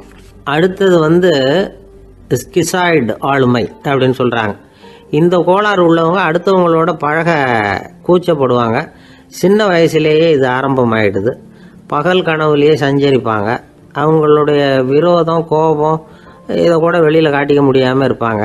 இவங்களுக்கு அகமுகம், பிரச்சனைகள்லேருந்து ஒதுங்கி எதுலேயும் ஈடுபாடு இல்லாதவங்களாக இருப்பாங்க. இப்படி ஒரு ரகம். அடுத்தது சைக்ளோதமிக் ஆளுமை அப்படின்னு சொல்கிறாங்க. அது என்னென்னா, உணர்ச்சிகளில் ஏற்றத்தாழ்வு அதிகமாக இருக்குமா. சில சமயம் பார்த்தா மகிழ்ச்சியாக இருப்பாங்க, சில சமயம் சோகமாக உட்காந்துருப்பாங்க. அவங்க மனநிலைக்கு தகுந்த மாதிரி சமூக நிகழ்ச்சிகளில் பங்கெடுத்துக்குவாங்க. இன்னொரு வகை என்னென்னா எண்ணப்பீடிகை ஆளுமை அப்படின்னு பேர் வச்சிருக்கிறாங்க. அதுக்கு இவங்களுக்கெல்லாம் கரெக்டாக இருக்கணும், எல்லாம் சட்டத்திட்டம், இதுலேயும் ஒரு ஒழுங்குமுறை, இப்படி எதிர்பார்க்குற மனோபாவம். இவங்க எதிர்பார்ப்புக்கும் வரன்முறைக்கும் மற்றவங்க கட்டுப்படணும்னு நினைப்பாங்க. இந்த நிலைமை நீடிச்சா என்ன ஆகும் தெரியுமா? அலைக்கழிக்கிற எண்ணங்கள் திரும்ப திரும்ப ஒரே செயலை செய்ய தூண்டுற மன தளர்ச்சிக்கு ஆளாயிடுறாங்க. அடுத்தது ஹிஸ்டீரியா ஆளுமை. சின்ன விஷயத்தையெல்லாம் பெருசுபடுத்தி நாடகமாக்குற நடிகர்கள் இவங்க. உணர்ச்சி அதிகம் உள்ளவங்க. இவங்க மன எழுச்சியில் பக்குவமின்மை, குழந்தைத்தனம், முதிர்ச்சியின்மை எல்லாம் இருக்கும். தன்னலம் மிக்க குணம். பிறர் தன்னை மட்டுமே கவனிக்கணும்னு நினச்சி செயல்படுறது, இதெல்லாம் இவங்க அடையாளம். அடுத்த ரகம் எப்படின்னா வளர்ச்சியற்ற ஆளுமைன்னு சொல்கிறாங்க. அடுத்தவங்களோட இணங்கி போக முடியாதவங்க, அறிவு, மன எழுச்சி, சமூக உறவு இதில் எல்லாம் போதுமான வளர்ச்சியையும் நிறைவையும் பெற முடியாதவங்க. இவங்களால வாழ்க்கையில் முன்னேற முடியாது. பிச்சைக்காரங்க, குற்றவாளிகள் இவங்ககிட்டெல்லாம் இது மாதிரியான ஆளுமை அதிகமாக இருக்குமா. அடுத்தது என்னென்னா சோர்வுடைய ஆளுமை. எதுலேயும் உற்சாகம் இல்லாமல் சோர்ந்து போயிருப்பாங்க. அதுக்கெல்லாம் நமக்கு வலிமை இல்லைப்பா அப்படின்னு சொல்லிட்டு இருப்பாங்க. சின்ன விஷயங்களுக்கெல்லாம் அதிர்ச்சி அடையிறது, வாழ்வின் சுவையை அனுபவிக்க முடியாதவங்க. இன்னொரு ரகம் இது கொதித்தெழும் ஆளுமைங்கிறாங்க. எதுக்கு எடுத்தாலும் ஆத்திரம், குரோதம், வன் செயல் இதிலெல்லாம் ஈடுபாடு இப்படி உள்ளவங்க. நத்தை வகை ஆளுமை அப்படின்னு ஒன்று. அடுத்தவங்க மேலே விரோதம் இருக்கும், அடிக்கணுங்கிற எண்ணம் இருக்கும். ஆனால் அதை அப்படியே வெளியில் காட்டாமல் அதே சமயம் அமைதியான முறையில் வெறுப்பை வெளிக்காட்டுற ரகம். இவங்கெல்லாம் பேசாமல் கம்முன்னு இருந்துக்கிட்டே நினைச்சதை நிறைவேற்றிக்கிடுவாங்க. முன்ஜாக்கிரதை ஆளுமை அப்படின்னு ஒரு ரகமா. பாதுகாப்பின்மை, சந்தேகம், முழுமையின்மை, அறவேக்காட்டுத்தனம் இந்த மனப்போக்கு அதிகமாக இருக்கிறதுனால அகம்பாவம், புடிவாதம், எச்சரிக்கை எல்லாம் அளவுக்கு மீறி இருக்கும். இதுவரைக்கும் நாம் பேசிக்கிட்டு இருந்த ஆளுமை பண்புகள் அளவுக்கு அதிகமாக போயிட்டுதுன்னா ஆளுமை கோளாறுகள் ஏற்படும். அதன் அடிப்படையில் மனவியாதிகள் வருமா. அதனால் இணக்கமான, எல்லாரும் விரும்புகிற இயல்பான ஆளுமையை பெறுவதற்கு நாம் முயற்சி செய்யணும் அப்படிங்கிறது மனோதத்துவ நிபுணர்களுடைய ஆலோசனை. ஒருத்தர் ஒரு மனோதத்துவ டாக்டரை தேடிட்டு வந்தாராம். டாக்டர், எனக்கு மனசில் ஏதோ வியாதி, ஆளுமை கோளாறு, அதாவது எனக்கு சீக்கிரமாக செத்து போனால் தேவையில்லைன்னு தோணுது அப்படின்னாராம். உடனே அந்த டாக்டர், சரி அப்படின்னா இங்கே இருங்க, நான் வைத்தியம் பார்க்குறேன் அப்படின்னாராம்.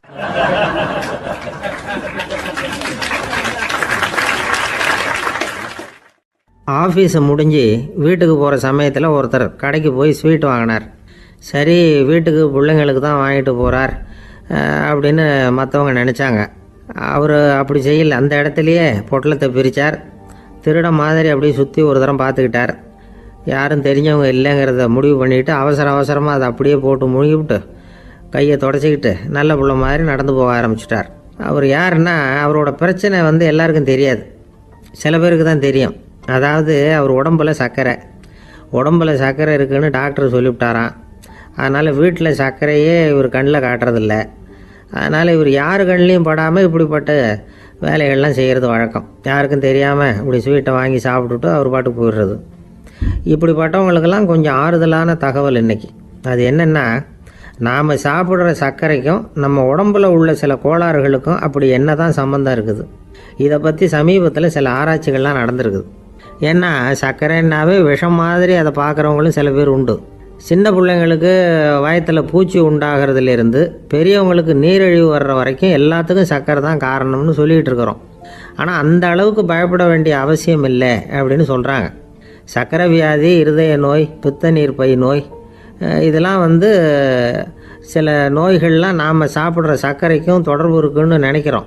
ஆனால் அப்படி சம்பந்தம் உண்டுங்கிறதுக்கு போதுமான அளவுக்கு ஆதாரம் இல்லை அப்படிங்கிறாங்க ஆராய்ச்சியாளர்கள். ஒரே ஒரு சம்பந்தம் தான் உறுதியாக இருக்குதான். அதுவும் இந்த பல் சிதைவு அப்படின்னு இருக்கு இல்லையா, அந்த சர்க்கரை சாப்பிட்றதுக்கும் இந்த பல் சிதைவுக்கும் சம்பந்தம் இருக்குது அப்படிங்கிறத மட்டும் உறுதியாக சொல்கிறாங்க. சர்க்கரைன்னா நாம் சாப்பிட்ற ஜீனி மட்டும் இல்லை, பழம், காய்கறி, பால், தேன் இப்படி எல்லாத்துலேயும் அது இருக்குது. கேரட்டு கொடுக்குற சத்தில் 88% சர்க்கரை, ஆப்பிள் கொடுக்குற சக்தியில் 95% சர்க்கரை. இது ஜீனி சர்க்கரை, இது ஆப்பிள் சர்க்கரை அப்படிங்கிற வித்தியாசம்லாம் உடம்புக்கு கிடையாது. ரெண்டுமே உடனடியாக சக்தி கொடுக்குது. ஒரு ஸ்பூன் சர்க்கரையில் 16 கலோரி தான் சத்து இருக்குது. அதிகமாக சர்க்கரை சாப்பிட்டா நீரிழிவு வந்துருங்கிறது தப்பான ஒரு அபிப்பிராயம். டயபெட்டிஸுங்கிறது ஒரு மெட்டபாலிக் டிசார்டர், அவ்வளவுதான். அதாவது நாம் சாப்பிட்ற சர்க்கரையை நம்ம உடம்பு திறமையாக உபயோகப்படுத்திக்க முடியல அப்படின்னு அர்த்தம். அதனால தான் அதிகமாக இனிப்பு வேணாம்னு சொல்கிறோம். ஏற்கனவே உடம்பால் முடியாத ஒன்றை மறுபடியும் அது தலையில் சுமத்தி அதிகமாக வேலை வாங்க வேணாமே அப்படிங்கிறதுக்காக தான்.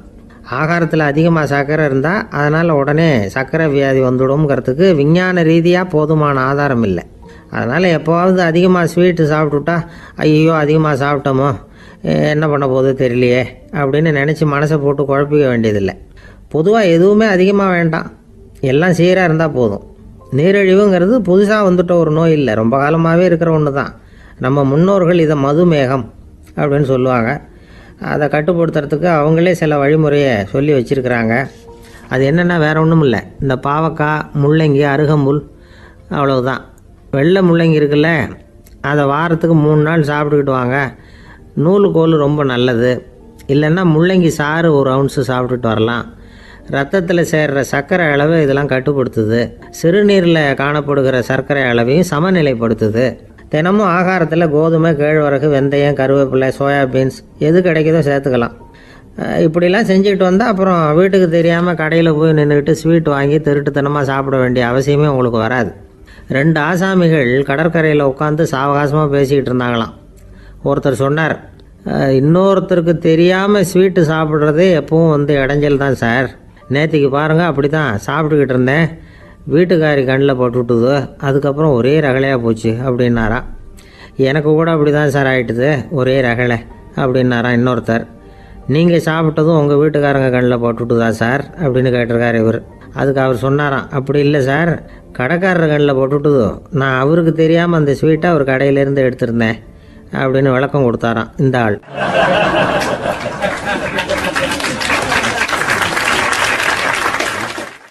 ஒருத்தர் முகத்தை தொங்க போட்டுக்கிட்டு ஒரு மாதிரியாக வந்தார். என்ன விஷயம்னு விசாரித்தேன். என்னுடைய நண்பன் ஒருத்தங்கிட்ட கருத்து வேறுபாடு, இனிமேல் நமக்குள்ளே எந்த சம்மந்தமும் வேணாம்னு நட்பை முறிச்சிட்டு வந்துட்டேன்னா. நண்பர்கள்னு இருந்தால் கருத்து வேறுபாடு வரத்தான் செய்யும்னு. கருத்து வேறுபாடு வராமல் இருக்கிறதுக்கு ஏதாவது வழி உண்டா அப்படின்னு கேட்டாங்க. அதை பற்றி நிபுணர்கள் சில யோசனைகளை சொல்லியிருக்கிறாங்கன்னு. முதல் விஷயம் என்னென்னா, உங்கள் நண்பனுக்கு ஒரு செய்தி சொல்லணும்னா அதை நீங்களே நேரடியாக சொல்லுங்கள், அல்லது உங்கள் கைப்பட கடிதம் எழுதுங்க. அதாவது நேரடி தொடர்பு முக்கியம். அதை விட்டுட்டு இன்னொருத்தர் மூலமாக நண்பர்களுக்கு செய்தி அனுப்புனா நீங்கள் சொல்கிற செய்தி அப்படியே போய் சேராது, அது சேதமாயிடும். கூட்டி குறைச்சி சொல்லிவிடுவாங்க, அது குழப்பத்தில் கொண்டாந்து விட்டுரும். இது ஒரு யோசனை. 2வது யோசனை என்னென்னா, நீங்கள் ஒரு நல்ல காரியத்தை செய்யும் பொழுது உங்கள் நண்பரையும் சேர்த்துக்குங்க, அவருக்கும் அதில் ஒரு ஈடுபாட்டை உருவாக்குங்க. 3வது யோசனை, நம்ம பக்கத்தில் இருக்கிற நண்பர் மகிழ்ச்சி அடைகிற மாதிரி ஏதாவது செய்யணும். சின்ன சின்ன செயல்களாக இருந்தாலும் பரவாயில்ல, அவர் நமக்கு எதுவும் செய்யலையே, நாம் எதுக்கு செய்யணும் அப்படின்னு நினச்சிக்கிட்டு இருக்கக்கூடாது. 4வது யோசனை என்னென்னா, உங்களுக்கு ஒரு பிரச்சனையா அல்லது உங்கள் நண்பருக்கு ஒரு பிரச்சனையா, எதுவாக இருந்தாலும் 2 பேரும் சேர்ந்து உட்காந்து ஆலோசனை பண்ணுங்கள். நம்ம யோசனையும் கேட்கப்படுதே அப்படிங்கிற நினைப்பே அவருக்கு ஒரு மன நிறைவை உண்டாக்குமா. 5வது யோசனை, உங்கள் நண்பர் ஏதோ ஒரு காரியத்தை செய்கிறார், நீங்கள் உடனே அவசரப்பட்டு நீ செய்கிறது தப்புன்னு தீர்ப்பு சொல்லக்கூடாது. அவர் அதை செய்யறதுக்கான நியாயங்கள் எவ்வளோ இருக்கும், அதை புரிஞ்சுக்கிறதுக்கு முயற்சி பண்ணணும். 6வது யோசனை, உங்கள் நண்பர் என்ன சொன்னாலும் அதை பொறுமையாக கேளுங்க.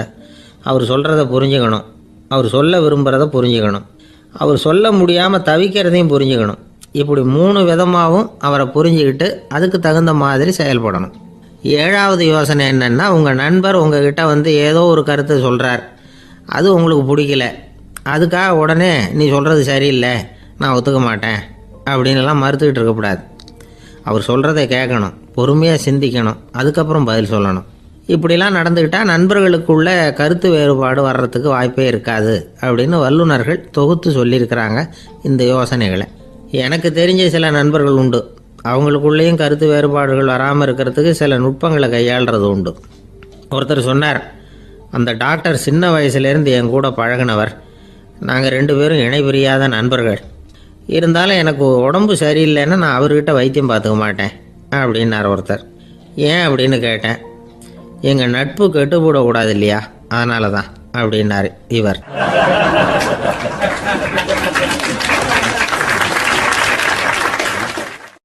ஒரு மனுஷனுக்கு 3 விதத்தில் கர்வம் உண்டாகிறதுக்கு வாய்ப்பு உண்டு.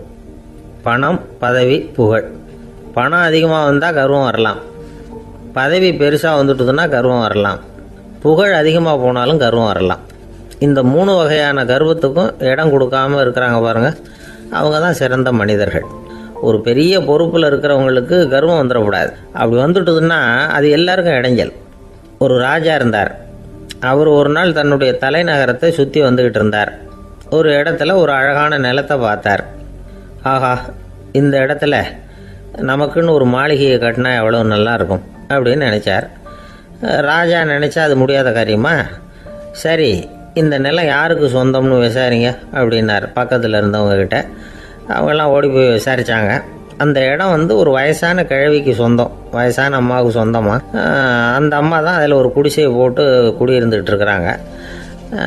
சரி, அந்த நிலத்துக்கு ஒரு விலையை நிர்ணயம் பண்ணி அதை அந்த வயசான அம்மாக்கிட்ட கொடுத்துருங்கோ அப்படின்னு உத்தரவு போட்டார் ராஜா.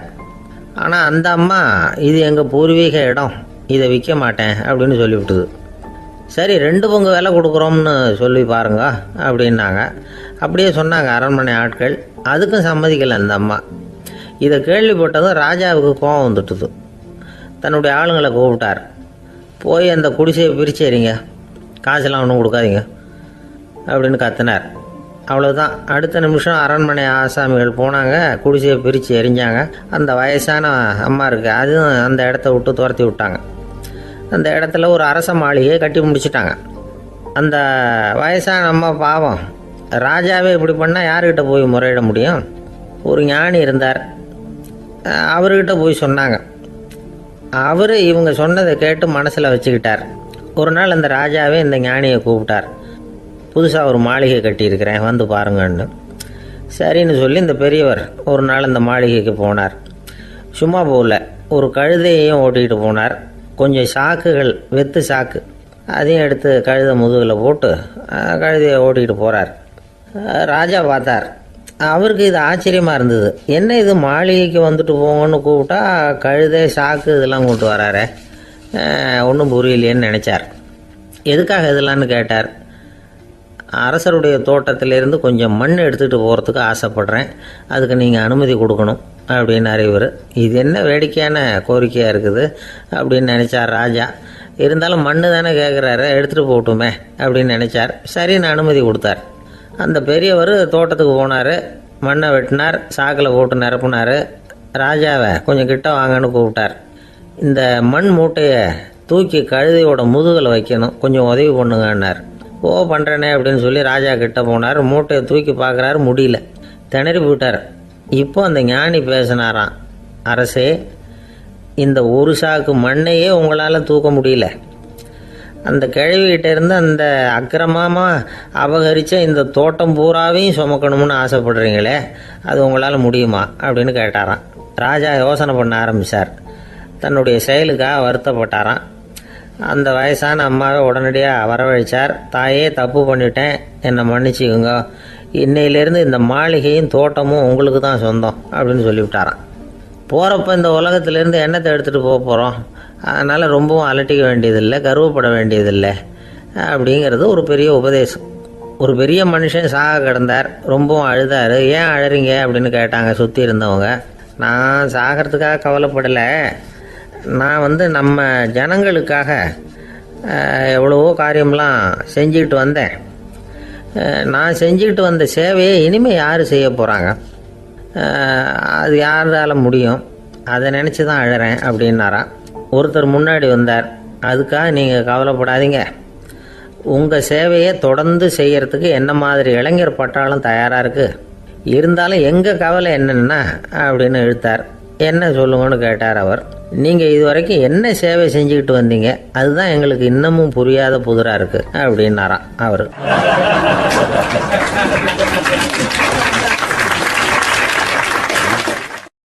ஒரு சிகை அலங்கார கூடம், ரொம்ப சுறுசுறுப்பாக எல்லாரும் வேலை செஞ்சுக்கிட்டு இருக்கிறாங்க. முடிவெட்டிக்க வந்திருக்கிறவங்க நிறைய பேர், எல்லாரும் வரிசையாக உட்காந்துருக்குறாங்க. அந்த சமயத்தில் திடீர்னு கதவை திறந்துக்கிட்டு ஒருத்தர் உள்ளே வர்றார். அவர் ஒரு பெரிய மனிதர், அவரும் முடிவெட்டிக்கிறதுக்காக தான் உள்ளே வந்திருக்கிறார். அவரை பார்த்த உடனே அங்கே வரிசையில் உட்காந்துருந்தவங்க எல்லாரும் எழுந்திரிச்சு அவர்கிட்ட வந்துட்டாங்க. அவரை சுற்றி நின்றுக்கிட்டாங்க. எப்படி இருக்கிறீங்க, நல்லா இருக்கீங்களா அப்படின்னு விசாரிக்க ஆரம்பிச்சிட்டாங்க. எல்லாம் முடிஞ்சதும் வந்தவர் கேட்டார், வரிசையில் கடைசியாக இருக்கிறவர் யார் அப்படின்னு கேட்டார். ஏன்னு கேட்டாங்க. நான் அதுக்கு அடுத்தபடியாக உட்காரணும், அதுக்காக தான் கேட்குறேன் அப்படின்னார். உடனே அங்கே இருந்தவங்கெல்லாம் என்ன சொன்னாங்க தெரியுமா? நீங்கள் வரிசையில் காத்திருக்கக்கூடாது, நீங்கள் அரசாங்கத்தின் தலைவர், உங்களுக்கு நேரம் முக்கியம், அதனால் நீங்கள் முன்னாடி போங்க அப்படின்னு சொன்னாங்க. ஆனால் அதை அவர் கேட்கல. தோழர்களே, உங்களுடைய கருத்துக்கு ரொம்ப நன்றி. எல்லாரும் வரிசையாக தான் வரணும், அதுதான் முறை. வரிசையில் வரணுங்கிற நடைமுறையை நானும் பின்பற்ற விரும்புகிறேன். நாம் எல்லாரும் சமமானவர்கள் அப்படின்னார். இப்படி சொல்லிவிட்டு வரிசையில் கடைசியாக இருந்த ஒரு நாற்காலியில் போய் உட்காந்துக்கிட்டார். தன் சட்டை பையில் இருந்த ஒரு செய்தித்தாளை எடுத்தார், படிக்க ஆரம்பிச்சிட்டார். ஆனால் அங்கே இருந்தவங்களால இதை பார்த்துக்கிட்டு சும்மா இருக்க முடியல. ஒருத்தர் எழுந்திரிச்சு வந்தார். ஐயா, இப்போ என்னுடைய முறை வந்திருக்குது, நான் தான் போக வேண்டிய முறை. உங்களை இங்கே காத்திருக்க வைக்கிறத விட ஒரு 5 ஆண்டுகளுக்கு கூட நான் முடிவெட்டிக்காமே இருந்துட முடியும் அப்படின்னார். அவர் மறுபடியும் சொன்னார், ஐயா, நீங்கள் வரிசை முறையை தாண்டி போக விருப்பப்படல, சரி, ஆனால் என்னுடைய முறையை மாற்றி கொடுக்கறதுக்கு எனக்கு முழு உரிமை இருக்குது. இதுக்கு பதிலாக உங்களுடைய கடைசி இடத்த நான் எடுத்துக்கிறேன், இதை நீங்கள் மறுக்க முடியாதுன்னார். அங்கே இருந்த மற்றவங்களும் இதை ஒரு மனசாக வற்புறுத்த ஆரம்பிச்சிட்டாங்க. அந்த பெரிய மனிதர் பார்த்தார், சரின்னு கடைசியாக ஒத்துக்கிட்டார். அவர் யார் தெரியுமா? அவர் தான் மாவீரர் லெனின். ரஷ்யாவில் கிரெம்ளின் சிகை அலங்கார கூடத்தில் தான் இது நடந்தது. எல்லாரும் இந்நாட்டு மன்னர்கள்னு வாயளவில் பேசுகிறதுல என்ன பிரயோஜனம்? நாம் எல்லாரும் சமங்கிறத நடைமுறையில் கடைபிடிச்சி காட்டினவங்க கொஞ்சம் பேர் தான். அவங்களில் ஒருத்தர் தான் லெனின். வரிசையில் நின்று வர்றதுங்கிறது ஒரு சிறந்த பண்பு, உயர்ந்த பண்பு. இன்றைக்கி பல இடங்களில் அது நமக்கு தேவைப்படுது. ஒரு ரேஷன் கடைவாசல், கடை திறக்கிறதுக்கு முன்னாடியே எல்லாரும் வரிசையில் நின்றுட்டாங்க. கடைசியாக வந்த ஒருத்தர் க்யூவில் முன்னாடி போகிறதுக்கு முயற்சி பண்ணுறார். ஏற்கனவே நின்றுட்டு இருக்கிறவங்க அவரை முன்னாடி போகிறதுக்கு விட மாட்டேங்கிறாங்க. கடைசியாக போய் நில்லையா அப்படின்னு எல்லாரும் கத்துறாங்க. அதான் அவர் காதில் வாங்கலை, முண்டி அடிச்சுக்கிட்டு முன்னாடி போகிறதுக்கே முயற்சி பண்ணிகிட்டு இருக்கிறார். எல்லாரும் சேர்ந்து அவரை வலுக்கட்டாயமாக இழுத்து கொண்டாந்து பின்னாடி கொண்டு போய் நிறுத்திவிட்டு சொன்னாங்க, இதை பாருப்பா, நாங்கள் இருக்கிற வரைக்கும் நீங்கள் முன்னாடி போய் எதையும் வாங்க முடியாது, தெரிஞ்சுக்கோ அப்படின்னாங்க. இப்போ அந்த ஆள் சொன்னாராம், நான் இங்கே பின்னாடி நிற்கிற வரைக்கும் நீங்களும் எதுவும் வாங்க முடியாது அப்படின்னாராம்.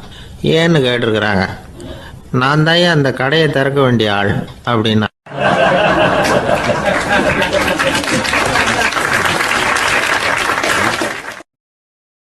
ஒரு நண்பர் அவசரமாக என்கிட்ட ஓடி வந்தார். அப்புறம் சொன்னார், என்னால் நம்பவே முடியல சார், என் பையனா இப்படி அப்படின்னு சொல்லி ஆச்சரியப்பட்டார். உங்கள் பையன் அப்படி என்ன தான் செஞ்சுட்டான் அப்படின்னு கேட்டேன். என்னால் முடியாத ஒரு காரியத்தை அவன் செஞ்சுட்டான் சார் அப்படின்னார். அது என்னன்னு தான் சொல்லுங்களேன். என்ன 5வது வகுப்பில் அவன் ஒரே தடவையில் தேறிட்டான் சார், அதாவது ஒரே அட்டம்ப்டில் பாஸ் ஆகிருக்கான் அப்படின்னார் மூச்சு வாங்க. கஷ்டப்பட்டு பரீட்சை எழுதுனது அவன், இவருக்கு ஏன் மூச்சு வாங்குது? நம்மால் செய்ய முடியாத ஒரு காரியத்தை இன்னொருத்தர் செய்யும் பொழுது அது நமக்கு ஆச்சரியமாக இருக்குது. சர்க்கஸ் பார்க்குறோம், ஒருத்தர் அந்த இடத்துல தொங்குறார், அது நமக்கு ஆச்சரியம். ஏன்னா அது நம்மால் முடியாத காரியம். நம்மால் முடியாத ஒன்றை அடுத்தவர் எளிதாக செய்யும் பொழுது நாம் மருள்வது இயற்கை. இதை தான் தொல்காப்பியம் மருட்கை அப்படின்னு சொல்லுது.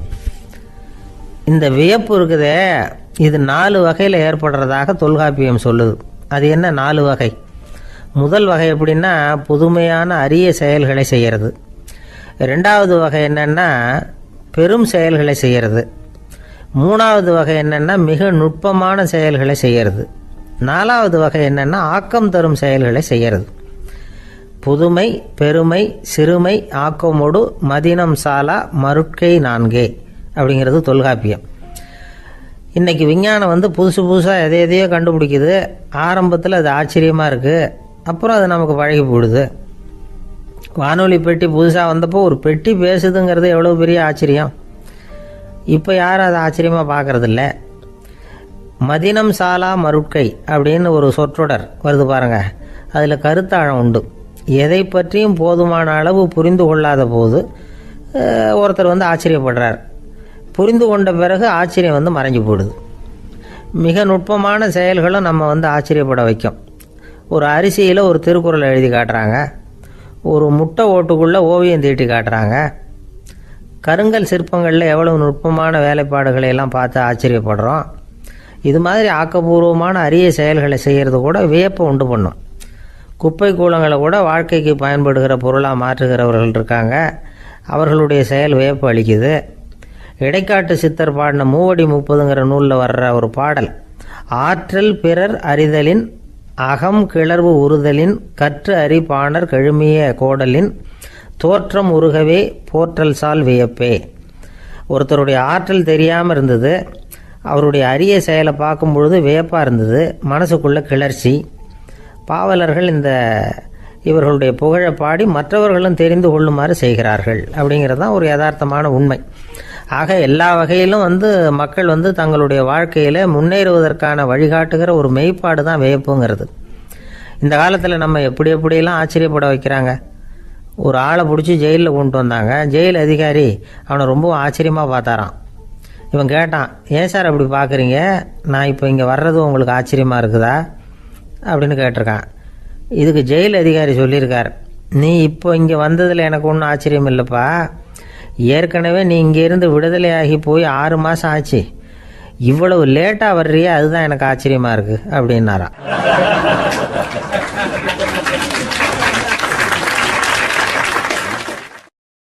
ஒருத்தர் ஒரு தவறு செஞ்சு விடுறாருன்னு வச்சுக்கங்க, உடனே நீ செஞ்சது தவறு அப்படின்னு சொல்கிறது ஒரு வகை.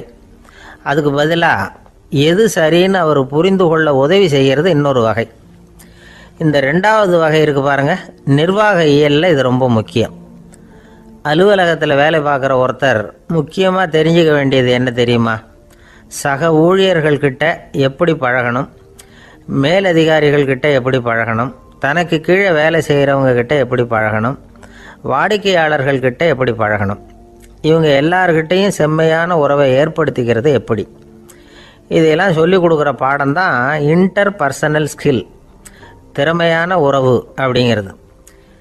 எந்த வேலையில் இருந்தாலும் சரி, இந்த உறவுகளை வளர்க்கும் திறன் உள்ளவங்க சீக்கிரம் முன்னுக்கு வந்துடுறாங்க. மற்றவங்க கிட்ட உறவை பலப்படுத்திக்கிறது எப்படி அப்படின்னு தெரிஞ்சுக்கிட்டோம்னா எந்த ஒரு தடையையும் சுலபமாக தாண்டி செய்கிற தொழிலில் முன்னுக்கு வந்துடலாம். ஹார்வர்டு பல்கலைக்கழகத்தில் ஒரு கணக்கெடுப்பு பண்ணி பார்த்தாங்களாம். பார்க்குற வேலையில் எது மாதிரி குணாதிசயம் உள்ளவங்க வேகமாக முன்னுக்கு வர்றாங்க அப்படின்னு தெரிஞ்சுக்கிறதுக்காக இந்த கணக்கெடுப்பு. வெவ்வேறு துறையில் வேகமாக முன்னுக்கு வந்திருக்கிற பல பேரை சந்தித்து இந்த சர்வேயை நடத்தியிருக்கிறாங்க. அவங்க கண்டுபிடிச்சி சொல்லியிருக்கிற உண்மை என்ன தெரியுமா? ஒருத்தர் ஒரு வேலையில் இருந்தால் அது சம்பந்தப்பட்ட சப்ஜெக்ட் பற்றிய அறிவு 35% இருந்தால் போதுமா. ஆனால் உறவுகளை வளர்க்கக்கூடிய திறன், இன்டர் பர்சனல் ஸ்கில்லு 65% வேணும். இப்படி உள்ளவங்க சீக்கிரம் முன்னுக்கு வந்துடுறாங்களாம். அதனால் ஒருத்தருக்கு வேலை சரியாக புரியலைன்னா கூட விவரமாக மற்றவங்க கிட்ட பழகிறது எப்படின்னு புரிஞ்சால் போதும், அவர் முன்னுக்கு வந்துடலாம். அலுவலகங்களில் மட்டும் இல்லை, எல்லா இடங்கள்லையும் இது ரொம்ப முக்கியம். வீட்டுக்குள்ளேயும் இது ரொம்ப முக்கியம், வீட்டுக்கு வெளியேயும் இது முக்கியம். அடுத்தவங்க கிட்ட பழகிறது எப்படிங்கிறத தெரிஞ்சிக்காதவன் வாழ்க்கையில் முன்னேற முடியாது. இன்றைக்கி ஆயுதங்களால் காயப்படுத்தி கொள்ளுகிறவர்களை விட வார்த்தைகளால் காயப்படுத்தி கொள்ளுகிறவர்கள் தான் அதிகம். பெரியவங்க என்ன சொல்கிறாங்க தெரியுமா? நீங்கள் இந்த பூமியில் பிறந்ததன் அர்த்தம் பூர்த்தி ஆகணும்னா அடுத்தவங்களுக்கு உதவி பண்ணுங்க. அடுத்தவங்களுக்கு உதவி செய்ய முடியாவிட்டால் கூட பரவாயில்லை, ஆனால் யாரையும் புண்படுத்தி விடாதீங்க அப்படின்னு சொல்கிறாங்க. எனக்கு தெரிஞ்ச ஒருத்தர் ஒரு அலுவலகத்தில் வேலை பார்க்குறார். அவர் சொல்லுவார், எனக்கு இந்த இன்டர் பர்சனல் ஸ்கில் ரொம்ப அதிகம் சார், சக ஊழியர்கள்கிட்ட ரொம்ப சுமூகமாக நடந்துக்குவேன். என் கூட வேலை பார்க்குற ஒருத்தருக்கு ஏதாவது ஒரு கஷ்டம்னா அந்த சமயத்தில் அவர் செய்ய வேண்டிய வேலையை நான் செஞ்சுருவேன் சார் அப்படிம்பார். நான் அவர்கிட்ட சமீபத்தில் அப்படி ஏதாவது செஞ்சுருக்கீங்களா அப்படின்னு கேட்டேன். செஞ்சுருக்கேன் சார். போன வாரம் புதன்கிழமை ஆஃபீஸில் என் பக்கத்து சீட்டுக்காரருக்கு வயிற்று வலி, உடனே நான் மெடிக்கல் லீவ் போட்டுவிட்டு எங்கள் வீட்டுக்கு போயிட்டேன் சார் அப்படின்னார்.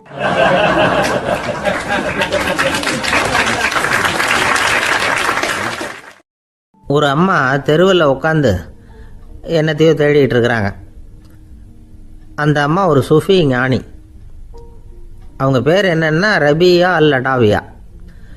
அந்த அம்மாவுக்கு கண் கூட தெளிவாக தெரியாது. அந்த பக்கமாக வந்த சில பேர் இவங்களுக்கு உதவி செய்கிறதுக்காக வந்தாங்க. என்ன தேடிட்டு இருக்கிறீங்க அப்படின்னு கேட்டாங்க. இதுக்கு அந்த அம்மா, அந்த கேள்வி அவ்வளோ முக்கியத்துவம் இல்லை, நான் தேடிட்டு இருக்கிறேன், உங்களால் முடிஞ்சால் எனக்கு உதவி பண்ணலாம் அப்படின்னாங்களாம். உதவி செய்ய வந்தவங்களுக்கு ஆச்சரியம். எதை தேடுறோங்கிறது தெரியாமல் இப்படி ஏன் நேரத்தை செலவழிக்கிறீங்க, நாங்கள் எப்படி உங்களுக்கு உதவ முடியும், எங்களுக்கு ஒன்றும் புரியலையே அப்படின்ட்டுருக்காங்க. சரி, உங்களை திருப்தி பண்ணுறதுக்காக சொல்கிறேன். ஒரு குண்டூசி தொலைஞ்சி போச்சு, அதை தேடுறேன் அப்படின்னாங்களாம் அந்த அம்மா. அதுக்கப்புறம் இவங்களும் சேர்ந்து தேட ஆரம்பிச்சிட்டாங்க. கொஞ்ச நேரம் ஆச்சு, ஒன்றும் கிடைக்கல. உதவி செய்ய வந்தவங்களும் அழுத்து போட்டாங்க. அப்புறம் கேட்டாங்க, இதை பாருங்கம்மா, இது ரொம்பவும் பெரிய தெரு, அகலமான தெரு. அதனால் குறிப்பாக நீங்கள் எந்த இடத்துல அந்த குண்டூசியை தொலைச்சிங்க அதை சொல்ல முடியுமான்னாங்களாம். இதுக்கு அந்த அம்மா, நீங்கள் மறுபடியும் அர்த்தமில்லாத கேள்வியை கேட்குறீங்க, உங்கள் கேள்விக்கும் நான் தேடுறதுக்கும் என்ன சம்மந்தம்னாங்களாம். இதை கேட்டதும் அவங்க ஒரு மாதிரி ஆயிட்டாங்க. என்னம்மா நீங்கள் பைத்தியம் மாதிரி பேசுகிறீங்க அப்படின்னாங்களாம். சரி, உங்களை மறுபடியும் திருப்திப்படுத்துறதுக்காக சொல்கிறேன். அதை நான் எங்கள் வீட்டில் தொலைச்சுட்டேன் அப்படின்னாங்களாம். அப்புறம் எதுக்காக இங்கே வந்து தேடிட்டு இருக்கிறீங்க அப்படின்னு கேட்டிருக்காங்க. ஏன்னா இங்கே தான் வெளிச்சம் அதிகமாக இருக்குது, அங்கே வீட்டுக்குள்ளே இருட்டாக இருக்குது, அதனால் இங்கே வந்து தேடுறேன். வெளிச்சம் உள்ள இடத்துல தானே தேட முடியும் அப்படின்னாங்களாம் அந்த ஞானி. இந்த கதைக்கு என்ன அர்த்தங்கிறத பெரியவங்க சொல்கிறாங்க. அதாவது இந்த தேடுதல்ங்கிறது ஒரு வியாதி. அது நம்ம சதா அலைய வைக்கும், பைத்தியமாக மாற்றுறதுக்கு முயற்சி பண்ணோம். ஒரு காலம் அது நிறைவு அடையவே அடையாது. வாழ்வுங்கிறது ஒரு புரிந்து கொள்ள முடியாத சதா இயங்கி கொண்டிருக்கிற ஒரு செயல். அதுக்கு ஆரம்பமும் இல்லை, முடிவும் கிடையாது. எதையோ தேடணும் அப்படிங்கிற உந்துதல் நமக்குள்ளே இருக்கும். ஆனால் குறிப்பாக எதை தேடிட்டு இருக்கிறோம் அப்படிங்கிறது புரியாது. அப்படி ஏதாவது ஒன்றை தேடி அடைஞ்சிடுறோம்னு வச்சுக்கோங்க, உடனே ஒரு அதிருப்தி வந்துடும். அதனால் வாழ்க்கைங்கிறது சலிப்பு நிறைந்தது அப்படிங்கிற எண்ணத்தை உண்டாக்கிக்கிறோம். ஒன்று அடைஞ்சதுக்கு அப்புறம் இன்னொன்று தேட ஆரம்பிச்சிருவோம். ஆக இந்த தேடல்ங்கிறது நாம் ஒன்று அடைஞ்சாலும் அடையாவிட்டாலும் தொடர்ந்து நடந்துக்கிட்டு தான் இருக்கும். இதுக்கு முடிவே கிடையாது. இந்த உண்மையை நாம் நல்லா புரிஞ்சுக்கணும் அப்படிங்கிறது பெரியவங்களுடைய கருத்து. ஏழையும் தேடுறான், பணக்காரனும் தேடுறான், நோயாளியும் தேடுறான், நோய் இல்லாதவனும் தேடுறான், அதிகாரம் உள்ளவனும் தேடுறான், அதிகாரம் இல்லாதவனும் தேடுறான், முட்டாளும் தேடுறான், அறிவாளியும் தேடுறான். ஆனால் யாரும் இதை தான் தேடி சாதிக்க போகிறோம், இதுதான் முடிவு அப்படின்னு திட்டவட்டமாக சொன்னதில்லை. ஒன்று அடைஞ்சதும் இன்னொன்று தேட ஆரம்பிச்சிடுறாங்க, அவ்வளோதான். அதாவது உங்களின் தேடுபவர் உங்கள் உள்ளே தான் இருக்கிறார், அவரை தேடி கண்டுபிடியுங்கள். இதுதான் ஞானிகள் நமக்கு சொல்லுகிற ஒரு ஆலோசனை. நம்மால் ஒருத்தன் ஜெயிலில் இருந்தான்.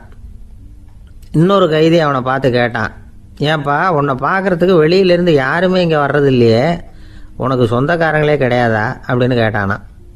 ஏன் இல்லை, எனக்கு சொந்தக்காரங்க நிறைய பேர் உண்டு, அவங்க என்னை பார்க்க வராததுக்கு காரணம் வேற அப்படின்ட்டுருக்கான் இவன். என்ன காரணம்னு கேட்டான் அவன். அதுக்கு இவன் சொன்னானா, அதுக்கு என்ன காரணம்னா அவங்க எல்லாரும் இங்கே உள்ளேயே இருக்கிறாங்க அப்படின்னானா.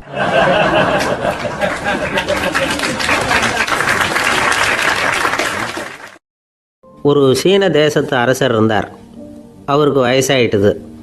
அவருக்கு அடுத்தபடியாக அவருடைய புள்ள பட்டத்துக்கு வரணும், ஆட்சி பொறுப்பை ஏற்றுக்கணும். ஒரு நல்ல தலைவனுக்கு இருக்க வேண்டிய பண்புகள்லாம் தன்னுடைய மகனுக்கு இருக்கணும்னு விரும்பினார் அந்த அரசர். அதனால் இளவரசனை பக்கத்தில் இருந்த ஒரு குரு கிட்ட அனுப்புனார். இளவரசன் அவர்கிட்ட போய் சேர்ந்தான். அந்த குரு என்ன பண்ணார் தெரியுமா, இவனை பார்த்து சொன்னார், இதை பாருப்பா, நீ என்ன பண்ணுற, இப்போவே பக்கத்தில் இருக்கிற காட்டுக்கு போ, நடு காட்டில் போய் ஒரு இடத்துல உட்காந்துக்கோ, அங்கே என்னென்ன சத்தம்லாம் உன் காதில் விழுதுன்னு கவனித்து கேளு, உன் காதில் விழுந்த ஓசைகள் என்னென்னங்கிறத என்கிட்ட வந்து சொல்லு, அதுதான் எனக்கு தெரியணும், உனக்கு வேலையும் அதுதான் அப்படின்னு சொல்லி அனுப்பி வச்சுட்டார். இளவரசன் காட்டுக்கு போனான். குரு சொன்னபடியே ஒரு இடத்துல உட்காந்து கவனித்து கேட்டான். அதுக்கப்புறம் குருக்கிட்ட திரும்பி வந்தான். என்னென்ன சத்தம்லாம் கேட்ட அப்படின்னு கேட்டார் குரு. குருவே, காட்டில் நான் பறவைகள் சத்தம்லாம் கேட்டேன், மிருகங்களின் ஓசையையும் கேட்டேன், இதை தவிர இடி மின்னல் மழை இதுகளோட சத்தத்தையும் கேட்டேன் அப்படின்னா. குரு யோசனை பண்ணார், நீ இன்னமும் சரியாக கேட்கல, அதனால் மறுபடியும் காட்டுக்கு போ, கொஞ்ச நாள் தங்கியிருந்து கேட்டுட்டு வா அப்படின்னார். இளவரசனுக்கு ஒன்றும் புரியல. இருந்தாலும் குருவின் கட்டளையாச்சே, மறுக்க முடியுமா? உடனே அவன் மறுபடியும் காட்டுக்கு போனான். ஒரு இடத்துல உட்காந்தான். கொஞ்ச நேரம் உன்னிப்பாக கவனித்து கேட்டான். சில நாள் கழித்து குருக்கிட்ட திரும்பி வந்தான். குருவே, இந்த தடவை சில துல்லியமான சத்தங்களை எல்லாம் கேட்டான். தேனி பறக்கிற சத்தம், நீரோடையின் மெல்லிய ஓசை, இதெல்லாம் கேட்டேன்னா. குரு சிரித்தார். நீ மறுபடியும் காட்டுக்கு போ, இன்னும் சில நாள் அங்கே இரு, முழுமையாக கவனமாக கேட்டுட்டு வா அப்படின்னு சொல்லி அனுப்பி வச்சுட்டார். இளவரசனுக்கு குழப்பம் அதிகமாகிட்டுது. ஒன்றுமே புரியல. மறுபடியும் காட்டுக்கு போனான். மௌனமாக ஒரு இடத்துல உட்காந்துட்டான். அப்படியே தியானத்தில் ஆழ்ந்துட்டான். சில நாளில் அவனுக்கு இதுவரை கேட்காத ஓசைகள்லாம் கேட்க ஆரம்பிச்சிட்டுது. இதைத்தான் நான் கேட்கணும்னு என்னுடைய குரு எதிர்பார்த்துருக்கிறாருங்கிறத புரிஞ்சுக்கிட்டான். உடனே குரு கிட்ட ஓடனான். குருவே, இந்த தடவை காதுகளுக்கு கேட்க முடியாத சில ஓசைகளை கூட என்னால் உணர முடிஞ்சுது. பூ மலருகிற ஓசை, சூரியனால் பூமி சூடாகிறப்போ எழுகிற ஓசை, காலை பனித்துளி இந்த புல்லுலாம் குடிக்கிற ஓசை, இது எல்லாம் என்னால் நல்லா கேட்க முடிஞ்சுது அப்படின்னா. குருவுக்கு இப்போ தான் திருப்தி ஏற்பட்டு தான் இளவரசனை பார்த்து சொன்னார், இதை பாருப்பா, இப்போ தான் நாட்டை ஆளுகிற தகுதி உனக்கு வந்திருக்குது அப்படின்னு சொல்லி அதுக்கு விளக்கமும் கொடுத்தாராம். எந்த அரசன் தன்னுடைய மக்களின் இதயம் பேசுகிற மௌன மொழியை, மௌன வார்த்தைகளை கேட்குறானோ அவன்தான் ஆள தகுதி உள்ளவன். எந்த அரசன் தன்னுடைய மக்களின் உணர்ச்சிகளை உண்மையாக உணர்றானோ அவன்தான் முதன்மையான அரசன். போலி வார்த்தைகளை மட்டும் கேட்டுட்டு பல மௌன ராகங்களை காதில் வாங்கிக்காதவன் அரசனே இல்லை. எந்த நாட்டில் எப்போ ஒரு அரசன் தன்னுடைய மக்களின் உணர்ச்சிகளை கேட்க மறுக்கிறானோ அன்னையிலேருந்தே அந்த நாடு அழிய தொடங்குது அப்படின்னு அர்த்தம். இதுதான் அந்த குரு இளவரசனுக்கு போதிச்சது. வாயால் பேசுகிறத மட்டும் கேட்டு ஏமாறக்கூடாது, உணர்ச்சிகளையும் கேட்கறதுல தான் மனப்பக்குவம் உண்டாகும். மக்கள் உணர்ச்சிகளை புரிந்து கொள்ளாத அரசர்கள் நீடிச்சிருக்க முடியாது. அது மாதிரி நாடுகளில் அடிக்கடி குழப்பம் தான் உண்டாகும். அப்படி இருந்தால் அடிக்கடி ஆட்சி மாறிக்கிட்டு இருக்கும். அப்படிப்பட்ட ஒரு தேசம், அங்கே ஒரு சிறைச்சாலையில் 3 கைதிகள் பேசிக்கிட்டு இருந்தாங்க. ஒருத்தன் சொன்னான், நான் இந்த நாட்டு ராஜாவை எதிர்த்து பேசிக்கிட்டு இருந்தேன், அதனால் என்னை பிடிச்சி கொண்டாந்து இங்கே போட்டுட்டாங்க அப்படின்னா ஒருத்தன். இன்னொருத்தன் சொன்னான், நான் இந்த நாட்டு ராஜாவை ஆதரித்து பேசிக்கிட்டு இருந்தேன், அதனால் என்னை பிடிச்சி கொண்டாந்து இங்கே தள்ளிவிட்டாங்க அப்படின்னா. அது சரி, நீ என்ன தப்பு பண்ண அப்படின்னு சொல்லி 3வது ஆளை பார்த்து இவங்க கேட்டாங்க. அதுக்கு அந்த ஆள் சொல்கிறான், நான் தான் இந்த நாட்டு ராஜா அப்படின்னானா.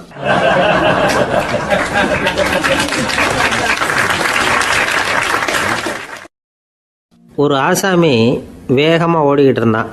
ஏன் இப்படி ஓடுறேன்னு கேட்டார் இன்னொருத்தர். அங்கே ஒரு ஆள் அடிபட்டு கிடக்கிறான், அதை பார்த்தேன், உடனே ஓடுறேன்னா.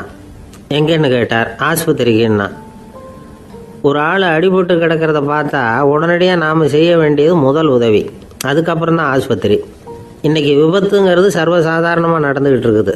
வாகன விபத்து, வெடிகுண்டு விபத்து, தீ விபத்து, கட்டடம் சரியறது, பூகம்பம், இப்படி நிறைய நடக்குது.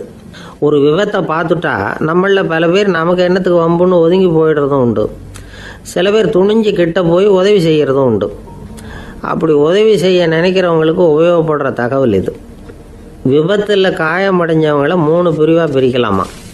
முதல் வகை கொஞ்சம் சீரியஸானது, உயிருக்கு உடனே ஆபத்து தரக்கூடியது. மூளை காயம், முகம், கழுத்து காயங்கள், இருதயம், நுரையீரல் காயங்கள், வயத்தில் உள்ளுறுப்பு காயங்கள், அதிகப்படியான இரத்தப்போக்கு, இதனால எல்லாம் பாதிக்கப்பட்டிருந்தால் அது முதல் வகை அப்படின்னு நாமளே மனசுக்குள்ளே முடிவு பண்ணிக்கணும். இவங்களுக்கெல்லாம் உடனடியாக முதல் உதவி கொடுக்கணும். தாமதப்படுத்தாமல் ஆஸ்பத்திரிக்கு கொண்டுகிட்டு போயிடணும். இப்படி கொஞ்சம் எச்சரிக்கையாக நடந்துக்கிட்டால் அவங்களில் பல பேரை காப்பாற்றி போடலாம். 2வது வகை எப்படின்னா, முதல் உதவி விரைவாக கிடைச்சா உயிர் பிழைக்கக்கூடிய மார்பு காயங்கள், கைகால் எலும்பு முறிவு, இடுப்பு முதுகெலும்பு காயம், சீரான இரத்த சேதம், இப்படிப்பட்டவங்களை 2வது வகையாக பிரிக்கணும். ஆபத்து இல்லாத சிராய்ப்புகள், சிறு காயங்கள், இரத்த உறைவுகள், இதனால் பாதிக்கப்படுறவங்க 3வது வகை. ஒருத்தர் தலையில் அடிபட்டு நினைவு விழுந்துட்டாருன்னு வச்சுங்க, அவருக்கு வாந்தி வர்றதுனால புறையேறி மூச்சு அடைப்பு உண்டாகும். இப்படி ஆகாமல் இருக்கிறதுக்காக தலையை ஒரு பக்கமாக சாய்ச்சி வைக்கலாம். நாடி துடிப்பையும் இதய துடிப்பையும் தொட்டு பார்க்கணும். அது குறைஞ்சிருந்தாலும் சரி, நின்று இருந்தாலும் சரி, அவர் மார்பை நிமிஷத்துக்கு 80 தடவை உள்ளங்கையால் அழுத்தி இதய துடிப்பை மீட்கிறதுக்கு உதவி பண்ணணும். கழுத்தில் காயம்பட்டாலும் ஆபத்து அதிகம். கழுத்துக்கு அடியில் ஒரு துண்டை மடித்து வைக்கலாம். 2 பக்கமும் சின்ன தலையணை அல்லது துணி மடிப்புகளை வச்சு கழுத்தை அதிகமாக அசையாமல் பார்த்துக்கலாம். முதுகெலும்பு முறிஞ்சிருக்குமோ அப்படிங்கிற சந்தேகம் இருந்ததுன்னா அவரை அதிகமாக அசைய விடக்கூடாது. அதிகமாக அசைஞ்சால் தண்டு இடத்துல பாதிப்பு ஏற்பட்டு கைகால் விளங்காமல் போயிடும். அவரை ஒரு கனமான போர்வை இல்லைன்னா பாயில் படுக்க வச்சு 4 பேர் மெதுவாக தூக்கி மருத்துவ உதவிக்கு அனுப்பி வைக்கலாம். கையெலும்பு முறிஞ்சிருந்தால் முறிஞ்ச பாகத்தை உடம்போடு சேர்த்து அசையாமல் கட்டி போடலாம். கால் எலும்பு முறிஞ்சிருந்தால் மற்ற காலோடு சேர்த்து கட்டி போடலாம். முறிஞ்ச பாகம் தொங்காமல் பார்த்துக்கணும், அப்போ தான் வீக்கம் உண்டாகாமல் இருக்கும். வெட்டு காயம், குண்டடிப்பட்ட காயம், இதிலெல்லாம் ரத்தப்போக்கு அதிகமாக இருக்கும். ரத்தம் வெளியேற ஆபத்து அதிகம். சுத்தமான துணியை பல மடிப்புகளை மடித்து காயத்தின் மேலே வச்சு அழுத்தமாக ஒரு 10 நிமிஷம் பிடிச்சிக்கணும். ரத்தம் நின்ன உடனே காயத்துக்கு கட்டு போடலாம். சில சமயம் காயம்பட்ட பாகத்தை உயரமாக தூக்கி பிடிச்சிக்கிட்டா தான் ரத்த கசிவு நிற்கும். இந்த விவரங்களையெல்லாம் கொஞ்சம் மனசில் வாங்கி வச்சுக்கிட்டோம்னா சமயத்தில் உதவும். ஏன்னா இந்த காலத்தில் விபத்து எந்த ரூபத்தில் எப்போ வரும்னு யூகிக்கவே முடியல. நண்பர் ஒருத்தர் சொன்னார், நேற்றுக்கு பாருங்கள் சார், என் கண்ணு முன்னாடியே ஒரு சின்ன விபத்து நடந்ததுன்னார். என்னன்னு விசாரித்தோம்.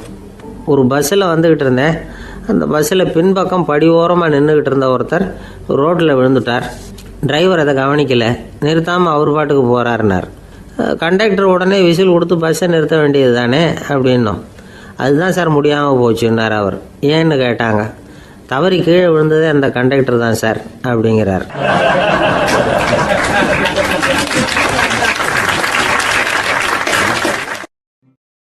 ஒரு நண்பர், அவர்கிட்ட பேசிக்கிட்டு இருந்தேன். மனித உறவுகள் பற்றி அவர் சொல்லிகிட்டு இருந்தார். அமெரிக்காவில் தந்தை மகன் உறவு எப்படி இருக்குது அப்படிங்கிறத விளக்கிறதுக்கு அவர் ஒரு கதையை சொன்னார். ஒரு அப்பா பகல் பூராவும் அலுவலகத்தில் வேலை, ஓடி ஆடி உழைச்சிக்கிட்டு களைச்சி போய் ராத்திரி 10 மணிக்கு மேலே வீடு திரும்பினான். வீட்டு வாசலில் அவரோட மகன் காத்துக்கிட்டு இருக்கிறான். இன்னமும் தூங்கலை. அப்பா வாசல்லையே தடுத்து நிறுத்தி, அப்பா உனக்கு சம்பளம் எவ்வளவு அப்படின்னு கேட்குறான். ஏற்கனவே ஆஃபீஸ் பிரச்சனைகளால் அழுத்து போய் திரும்புகிற அப்பாவுக்கு கோவம் வந்துடுது. என்னடா இப்படிலாம் கேளுன்னு உங்கள் அம்மா உனக்கு சொல்லி கொடுத்தாளா அப்படின்னு சொல்லிவிட்டு உள்ளே போய் சட்டையை கட்டி மாட்டி விட்டு குளிச்சு விட்டு மறுபடியும் வெளியில் உடையை மாற்றுகிற சமயம் அப்போ மறுபடியும் மகன் உள்ளே நிற்கிறான் அவர் முன்னாடியே. அப்பா உனக்கு எவ்வளவு சம்பளங்கிறான் மறுபடியும். அப்பாவுக்கு எரிச்சல் அதிகமாகிட்டுது. மணிக்கு $20 போதுமா அப்படின்னார். அப்படின்னா எனக்கு ஒரு $10 தர முடியுமான்னா மகன். இதுக்கு தான் என் சம்பளம் எவ்வளவுன்னு கேட்டியா? 2ஆம் வகுப்பு படிக்கிற உனக்கு எதுக்குடா $10 அப்படின்னு கத்திவிட்டு தொலைக்காட்சி பெட்டியின் முன்னாடி போய் உட்காந்துக்கிட்டு ஏதோ நிகழ்ச்சியை பார்க்க ஆரம்பிச்சிட்டார். கொஞ்ச நேரம் கழித்து மறுபடியும் மகன் நிற்கிறான். அப்பா ப்ளீஸ் எனக்கு ஒரு $10 கொடுக்க முடியுமா? மகனுடைய கண்களில் கண்ணீர். என்னடா அவன் கண்ணீரை காட்டி காரியம் சாதிக்கலாம்னு பார்க்குறியா? ஒரு காசு கூட கொடுக்க மாட்டான் போ அப்படின்னு விரட்டி விட்டான். மகன் கண்ணீரை தொடச்சிக்கிட்டே கண்ணை தொடச்சிக்கிட்டு பேசாமல் போய் படுத்துக்கிட்டானா. கொஞ்ச நேரம் ஆச்சு. அப்பாவோட கோபம் கொஞ்சம் கொஞ்சமாக குறைஞ்சிது. பிள்ளைகிட்ட கோபமாக கத்துனது தப்பு தாங்கிறது புரிஞ்சுது அவனுக்கு. எழுந்திரிச்சு போனான், படுக்கை இறக்கி போனான். மகனை பார்த்தான். அவன் தலையணையை கட்டி பிடிச்சிக்கிட்டு அழுதுகிட்டு இருக்கிறான். அவனை மெல்ல நெருங்கி அவங்ககிட்ட எதமாக பேசுகிறதுக்கு ஆரம்பித்தானான். எதுக்குடா உனக்கு $10 பள்ளிக்கூடத்தில் கேட்டாங்களா அப்படின்னு கேட்டானான். மகன் சொல்லியிருக்கான், இல்லை டாடி, உனக்கு 1 மணி நேரம் சம்பளம் $20ன்னு சொன்னேன். நீ ஏற்கனவே எனக்கு கொடுத்த பாக்கெட் மணி $10 என்கிட்ட இருக்குது. இப்போ நீ இன்னொரு $10 கொடுத்தீங்கன்னா அதையும் சேர்த்து $20 ஆகிடும். அந்த $20 நான் உனக்கு கொடுத்துருவேன். அப்படி கொடுத்தா நீ என் கூட 1 மணி நேரம் செலவழிப்ப இல்லையா? அதுக்காக தான் $10 கேட்டேன் அப்படின்னு சொன்னானான். அந்த அப்பா கண்ணு கலங்கி போச்சான். ஆதரவோடு தன்னுடைய மகனை கட்டி பிடிச்சி அழ ஆரம்பிச்சிட்டாராம். இதுதான் நண்பர் சொன்ன கதை. அமெரிக்கா மட்டும் இல்லை, உலகம் பூராவும் இன்றைக்கி மனித உறவுகள் இப்படி தான் மாறிட்டுருக்கு. பெரியவர்கள் அறிவுரை என்ன தெரியுமா? உங்கள் குழந்தைகளிடமிருந்து குழந்தை பருவத்தை பிரித்து விடாதீர்கள் அப்படிங்கிறது தான். அதாவது இன்றைய குழந்தைகள் தங்கள் பிருந்தாவனத்தை இழந்து விடுகிறார்கள் அப்படிங்கிறது அவங்களுடைய கருத்து. இந்த நிலைக்கு நாம் காரணமாக இருந்துடக்கூடாது. குழந்தைகளோட விளையாடுவோம், குடும்பத்தோடு உறவாடுவோம் அப்படிங்கிறது தான் நம்முடைய நோக்கமாக இருக்கணும். இன்றைய உறவு முறைக்கு இன்னொரு உதாரணம் சொல்லுவாங்க. ஒருத்தர் வந்தாராம், அவர் பக்கத்தில் ஒரு சின்ன பையன். நாம் அவரை விசாரிக்கிறோம், யார் இந்த பையன் அப்படின்னா அவர் சொல்கிறார், இவன் எனக்கு தூரத்து உறவு அப்படின்னாராம். இந்த தூரத்து உறவுன்னா எப்படின்னு இருக்கான். இதுக்கு அவன் சொல்லியிருக்கிறான், இவன் எங்கள் அப்பாவுக்கு 8வது புள்ள அப்படின்னானான்.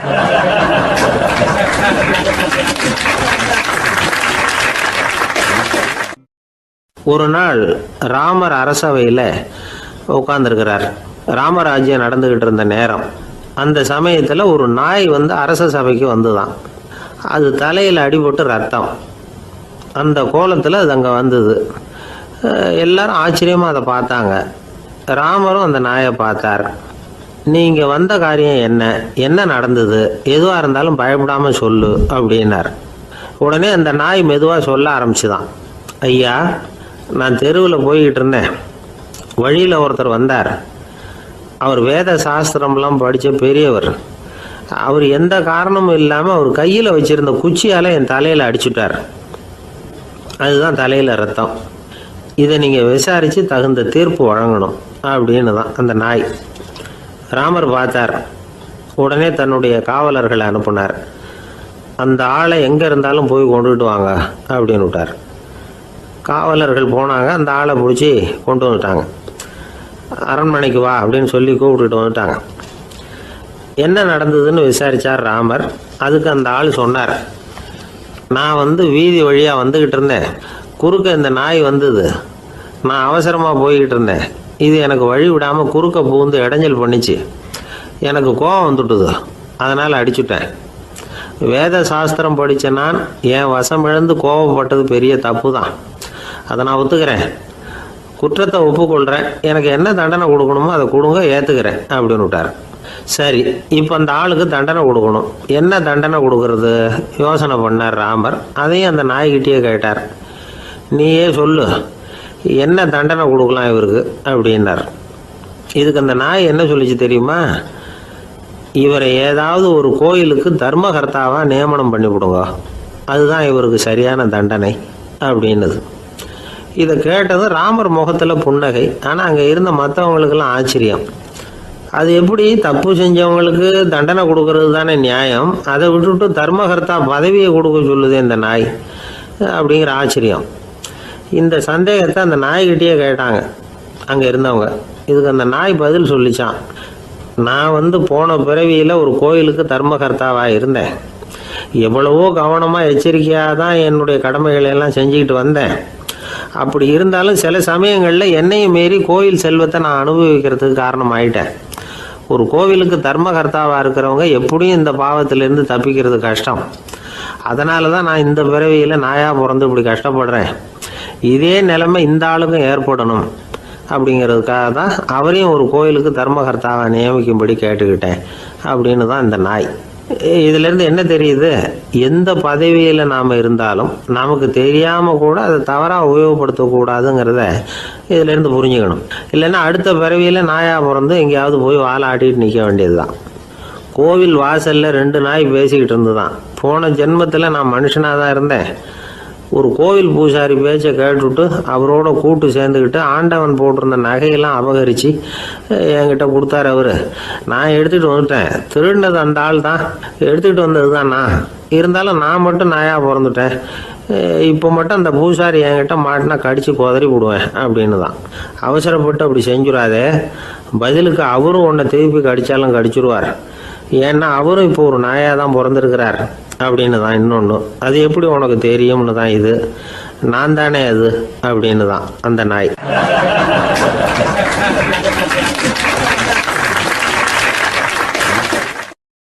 கணவன் மனைவி அன்பாக இருக்கணும். ஒருத்தர் நல்லா புரிஞ்சுக்கணும். விட்டு கொடுக்குற மனப்பான்மை வேணும். அதுதான் ஒரு நல்ல குடும்பம். இன்றைக்கி பல குடும்பங்களில் அர்த்தமில்லாத சண்டைகள் தான் அதிகம். கிராமப்புறங்களில் வேடிக்கையாக ஒரு கதை சொல்லுவாங்க. ஒரு ஊரில் ஒரு ஆள் இருந்தான். வேலை வெட்டி இல்லாமல் சும்மாவே இருந்தான். அவனுக்கு கல்யாணம் பண்ணி வச்சாங்களாம். மனைவி சேர்ந்தா. சும்மாவே உட்காந்துருக்கிறியே, ஏதாவது சம்பாதிக்கிற வழியை பாரு அப்படின்ட்டுருக்கா. அதுக்கு தான் யோசனை பண்ணிகிட்டு இருக்கிறேன். ஒரு அருமையான ஐடியா அப்படின்னு நானா. என்ன அது சொல்லு அப்படின்ட்டுருக்கா. அவன் ஒரு ஆட்டுக்குட்டி வாங்க போகிறேன்ருக்கான். அதை வாங்கி என்ன பண்ண போகிறேன்னா, அந்த குட்டி வளரும், பெருசாகும், அதுக்கப்புறம் அது நிறைய குட்டி போடும் அப்படின்ட்டுருக்கான். சரி, அப்புறம் என்ன, அதையெல்லாம் சந்தையில் கொண்டுட்டு போய் விற்றுவிட்டு அந்த காசுக்கு ஒரு எருவு மாடு வாங்கலாம். சரி, அது எதுக்கு? எருவு மாடு நிறைய பால் கொடுக்கும். அதை கொண்டுகிட்டு போய் பால் பண்ணையில் கொடுப்பேன், அல்லது நானே விற்றுருவேன். கை நிறைய காசு கிடைக்கும். அதுக்கப்புறம் ஒரு பசுமாடு வாங்குவேன். பாலையும் விற்கலாம், நாமளும் காய் போட்டு சாப்பிட்லாம். இப்படிலாம் சொல்லியிருக்கான். அப்போ அந்த பொண்ணு சொல்லிச்சான், அடுத்த தெருவில் இருக்கிற எங்கள் அம்மா வீட்டுக்கும் கொஞ்சம் பால் கொடுத்து அனுப்பலாம் அப்படின்ட்டுருக்கா அந்த பொண்ணு. இந்த இடத்துல கணவனுக்கு கோவம் வந்துட்டுது. அது எப்படி உங்கள் அம்மா வீட்டுக்கு எதுக்கு கொடுக்கணும், அதெல்லாம் முடியாதுன்றிருக்கான். இந்த இடத்துல சண்டை ஆரம்பமாயிட்டுது. கொஞ்ச நேரத்தில் 2 பேரும் சத்தம் போட ஆரம்பிச்சிட்டாங்க. கடுமையான சண்டை நடக்கிறத பக்கத்து வீட்டுக்காரன் காதில் வாங்கினான். அவன் ஓடியாந்தான். அவனுக்கு தெரியும், வாங்காத மாட்டுக்காக இப்படி சண்டை போட்டுக்கிட்டு இருக்கிறாங்கங்கிறது அவனுக்கு புரியும். அவன் ஓடி சொன்னான், ஏண்டா உன்னோட பசுமாட்டை ஒழுங்காக கட்டி போடக்கூடாதான்ருக்கான். என்னடா சொல்கிறேன்னா, இவன் உன் மாடு என் தோட்டத்தில் மேய்ஞ்சுட்டுது, பயிரெலாம் நாசமாயிட்டுது, 10,000 ரூபா அளவுக்கு சேதம். அதை வாங்கிட்டு போகிறதுக்கு தான் வந்தேன், குடுறா 10,000 நானா. இவன் அரண்டு போயிட்டான். அப்புறம் சொன்னா, டேய் நான் இன்னும் மாடே வாங்கலையே, அதுக்குள்ளே அது வந்து எப்படிடா உன் தோட்டத்தில் மேயும், என்னடா உளறேன்னு இருக்கான். நீ தாண்டா இப்போ உளறிக்கிட்டு இருக்க, மாடே வாங்கலை, அதுக்குள்ளே எப்படிடா வந்து உன்னுடைய மனைவி அவங்க அம்மா வீட்டுக்கு பால் கொடுத்து அனுப்ப முடியும் அப்படின்னு அவன் கேட்டானா. நம்ம ஆளுக்கு இப்போ தான் புத்தி வந்துதான். அர்த்தமே இல்லாத சண்டை போட்டுக்கிட்டு இருக்கிறோம் அப்படிங்கிறத அவன் புரிஞ்சுக்கிட்டானான். இது நம்ம முன்னோர்கள் சொல்லியிருக்கிற ஒரு கதை. சண்டையில் தான் அர்த்தம் இல்லையே தவிர கதையில் அர்த்தம் உண்டு. அதாவது இல்லாத விஷயங்களுக்காக சண்டை போட்டுக்கிட்டு இல்லறத்தை வீணாக்கிக்கிட்டு இருக்கிற மனிதர்கள் இன்றைக்கு நிறைய பேர் இருக்கிறாங்க. ஒருத்தன் தன்னுடைய மனைவியை பற்றி மாமனார்கிட்ட புகார் சொன்னானா, மாமா உங்கள் பொண்ணு அர்த்தமில்லாத சண்டை போடுறா, எதுக்கு எடுத்தாலும் எடுத்து எறிஞ்சு பேசுகிறா அப்படின்ட்டுருக்கான். நீ எப்படி மாப்பிள்ளை அதை சமாளிக்கிற அப்படின்னு கேட்டிருக்காரு அவரு. அவள் எடுத்து எறிகிறது என் மேலே படாமல் ஒதுங்கி நின்றுக்கிறேன் அப்படின்னு நானா இவன்.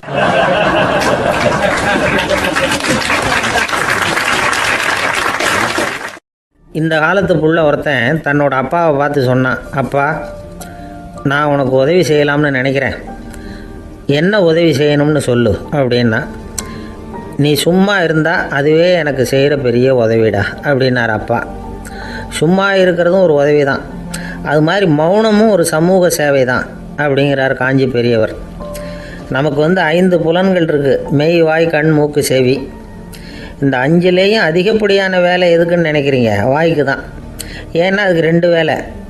இப்போ கண்ணுக்கு பார்க்குறது மட்டும்தான் வேலை, காதுக்கு கேட்குறது மட்டும்தான் வேலை, மூக்குக்கு வாசனை அறியறது தான் வேலை, உடம்புக்கு உணர்றது மட்டும்தான் வேலை. ஆனால் வாய் அப்படி இல்லை, அதுக்கு 2 வேலை. சாப்பிட்றதும் அதுதான், பேசுகிறதும் அதுதான். அதாவது வாய் ஒன்று தான் கர்மேந்திரியமாகவும் இருக்குது, ஞானேந்திரியமாகவும் இருக்குது அப்படின்னு சொல்லுவாங்க. சாப்பாட்டில் உட்காந்தா எந்தெந்த ஆகாரம் என்னென்ன ருசின்னு அறிவிக்கிற வேலையும் செய்யுது. சபையில் உட்காந்தா பாடுறது, பேசுறது, சிரிக்கிறது, இது மாதிரியான வேலையும் செய்யுது. இன்னொரு வித்தியாசம், கண்ணு காது மூக்கெல்லாம் ஸ்ட்ரெயின் பண்ணிக்கிட்டு வேலை செய்கிறதில்ல. ஒரு ரோஜா பூவை பார்த்தா உடனே மூக்கு அப்படியும் இப்படியும் அசைய ஆரம்பிக்கிறதில்ல. ஒரு சங்கீதத்தை கேட்ட உடனே காது ஆட ஆரம்பிக்காது. ஆனால் வாய் அப்படி இல்லை, அது பேசினாலும் சரி சாப்பிட்டாலும் சரி அசைஞ்சு தான் ஆகணும். ஆக மற்றதை விட வாய்க்கு வேலை ஜாஸ்தின்னு தெரியுது. சாப்பிட்றது பேசுறது அப்படின்னு 2 காரியம் அதுக்கு. இப்படி 2 காரியம் இருக்கிறதுனால அது 2ஐயும் பாதியாக குறைச்சிக்கணுங்கிறது கடவுள் அபிப்பிராயமாக இருக்கணும் அப்படிங்கிறார் காஞ்சி பெரியவர். ஆனால் இப்போ நாம் அப்படியே நடந்துக்கிறோம், அதுக்கு நேர்மாறாக நடந்துக்கிறோம். நாம் சாப்பிட்றதும் அதிகம், பேசுகிறதும் அதிகம், 2 வேலையையும் தேவைக்கு அதிகமாகவே செய்கிறோம். வாய் தான் ரொம்ப ஓவர் ஒர்க்குடு. அதுக்கு ஓய்வு கொடுத்தா உடம்பும் நல்லாயிருக்கும், உலகமும் நல்லாயிருக்கும். மௌன விரதம் இருக்கிறதெல்லாம் எதுக்காக நினைக்கிறீங்க? இதுக்காக தான். இந்த காலத்தில் மௌனமாக இருக்கிறவங்கெல்லாம் மகத்தான தொண்டு செய்கிறாங்க அப்படின்னு தான் சொல்லணும். சத்தம் அதிகமாக போய் தான் சவுண்டு பொல்யூஷன் வருது. அது மட்டும் இல்லை, மௌனமாக இருந்தால் சண்டை சச்சரவே வராது. மௌனம் கலக நாஸ்தி. ஆக இதுவும் ஒரு சமூக சேவை தான். நமக்கு தான் வாய் இருக்குதுங்கிறதுக்காக வசமாக சாப்பிட்றதும் தப்பு, வளவளன்னு பேசுகிறதும் தப்பு. ஒரு கருத்தை சொல்கிறதுக்கு ஒரே ஒரு சொல்லு போதும் அப்படின்னு இருக்கும்பொழுது 2 சொற்களை செலவு பண்ணாதே. எவ்வளவு சொன்னாலும் அதனால் ஒரு பயனும் விளையாது அப்படின்னு தெரிய வருமே, ஆனால் அந்த ஒரு சொல்லையும் விரயம் பண்ணாதே அப்படிங்கிறார் ஒரு அறிஞர். எல்லா குணங்கள்லேயும் மௌனம்தான் சிறந்தது அப்படிங்கிறார் ஒருத்தர். மௌனமாக இருக்கிறது மூலமாக மற்றவர்கள் குறைகளை வந்து நம்மளால் தெரிஞ்சிக்க முடியும். அதே சமயத்தில் நம்மக்கிட்ட இருக்கிற குறைகளை மற்றவங்களுக்கு தெரியாமல் மறைச்சிக்கவும் முடியுங்கிறார் அவர். உண்மைதானே? ஒரு பெரிய மேடை பேச்சாளர், பொது வாழ்க்கையில் 25 வருஷ காலமாக ஈடுபட்டிருக்கிறவர். அவர் மனைவி ஒரு நாள் சொன்னாங்க, எங்கள் வீட்டுக்காரர் 25 வருஷ காலமாக பொது வாழ்வில் ஈடுபட்டிருந்தா கூட இந்த மாதம் 10ஆம் தேதியிலேருந்து தான் மக்களுக்கு சேவை செய்ய ஆரம்பிச்சிருக்கார் அப்படின்னு நாங்கள் ரொம்ப பெருமையாக. 10ஆம் தேதிக்கு அப்படி என்ன விசேஷம் அப்படின்னு கேட்டோம். அன்னையிலேருந்து தான் அவர் மேடையில் பேசுகிறத நிறுத்தினார் அப்படின்னாங்க அந்த அம்மா.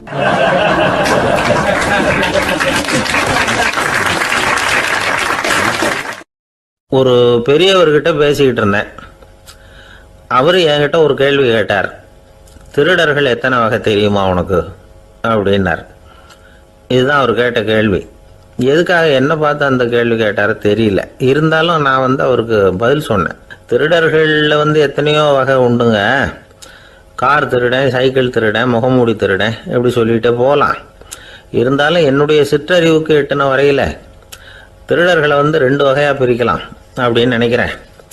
ஒன்று ராத்திரியில் திருடுற திருடன், இன்னொருத்தன் பகலில் திருடுறேன், அதாவது பகல் திருடன் ராத்திரி திருடன் அப்படின்னு பெரியவர் சிரித்தார். என்ன சிரிக்கிறீங்களே? என்ன கள்வர்கள் 4 வகை அப்படின்னு ஆரம்பிச்சார். எப்படின்னு கேட்டேன். சாப்பாட்டுக்கு இல்லாமல் திருடுறாங்க பாருங்க, அது ஒரு வகையான். சாப்பாட்டுக்கு இருந்தும் திருடுறாங்க பாருங்க, அது ஒரு வகையான். இதை தவிர இன்னும் ஒரு 2 வகை திருட்டு உண்டு. அது என்னன்னா, ஆண்டவன் கிட்ட இருந்து நாம திருடுற திருட்டு, இன்னொன்று என்னன்னா நம்ம கிட்ட இருந்து ஆண்டவன் திருடுற திருட்டு அப்படின்னார். எனக்கு ஒன்றும் புரியல.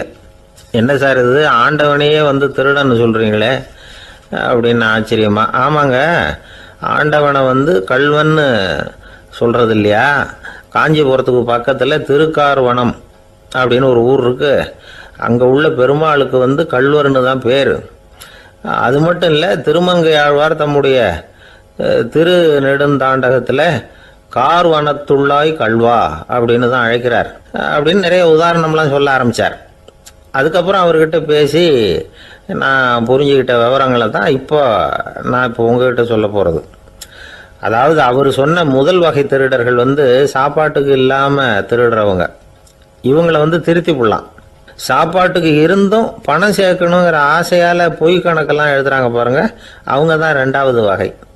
3வது வகை திருட்டு தான் மிகப்பெரிய திருட்டு. இறைவனுக்கு சொந்தமானதை நம்முடையதுன்னு நினைக்கிற திருட்டு. எது இறைவனுக்கு சொந்தமானது அப்படின்னா ஆத்மா. பகவானுக்கு சொந்தமான ஆத்மாவை நம்முடையதுன்னு நினைக்கிறது தான் அந்த மாபெரும் திருட்டு. இதுக்கு பேர் தான் ஆத்மாபகாரமா.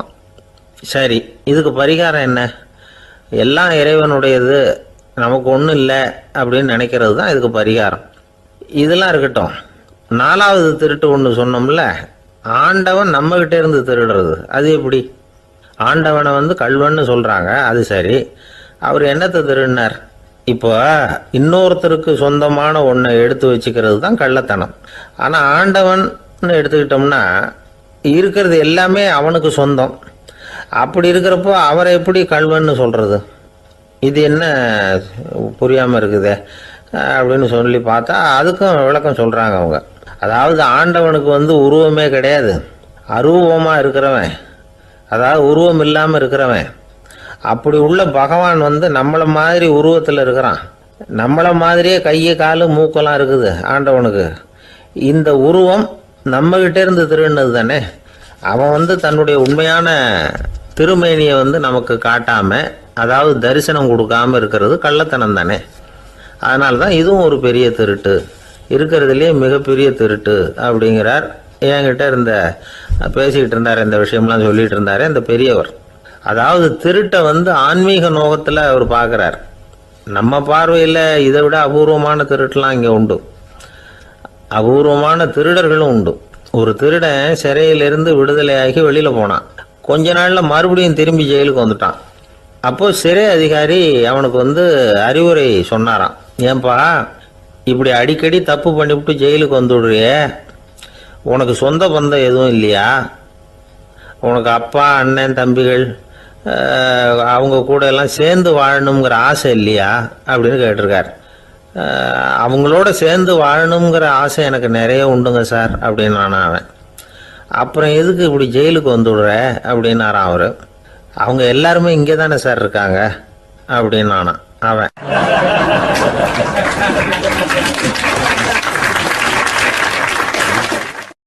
நம்ம கிட்ட ஒருத்தன் தப்பா நடந்துக்கிட்டானா உடனே நாம என்ன செய்வோம்? கையை ஓங்கிட்டு அவனை அடிக்க போவோம்.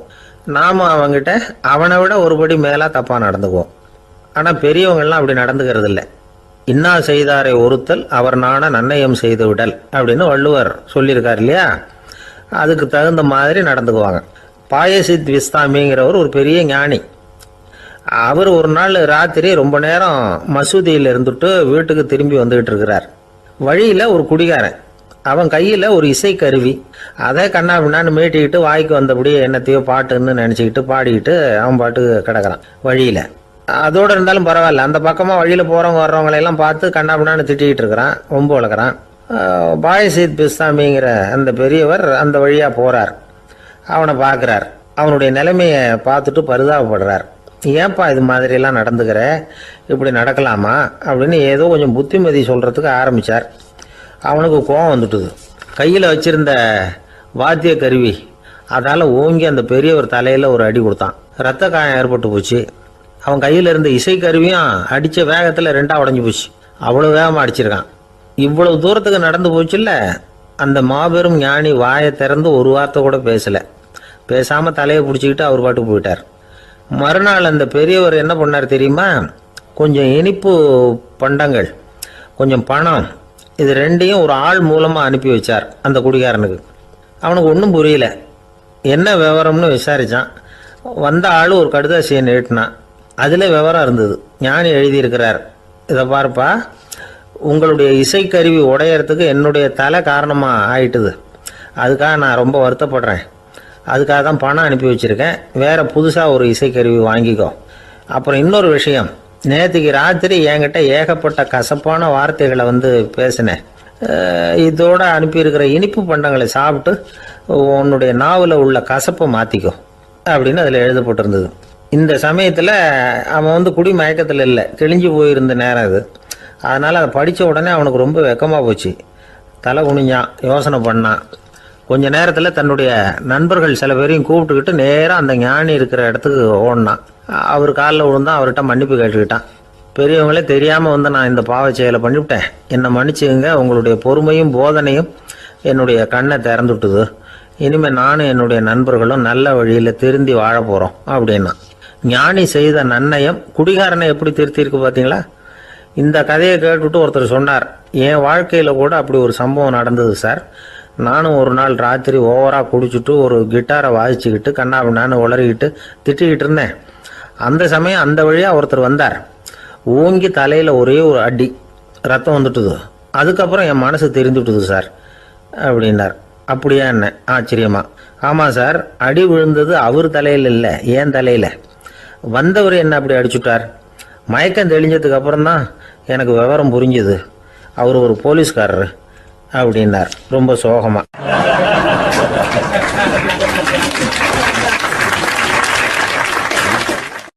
ஒரு ஊர்ல ஒரு துறவி இருந்தார், புத்த சமய துறவி. அந்த ஊர் மன்னன் அவரை பத்தி கேள்விப்பட்டிருக்கான். ஒரு நாள் புறப்பட்டு போனான். துறவியின் பாதங்களை தொட்டு வணங்கினான். அதுக்கப்புறம் சொன்னான், ஐயா, நான் உங்களை அரண்மனைக்கு அழைச்சிட்டு போறதுக்காக வந்திருக்கிறேன். இனிமே நீங்க இங்க எதுக்கு இருக்கணும் அப்படின்னானா.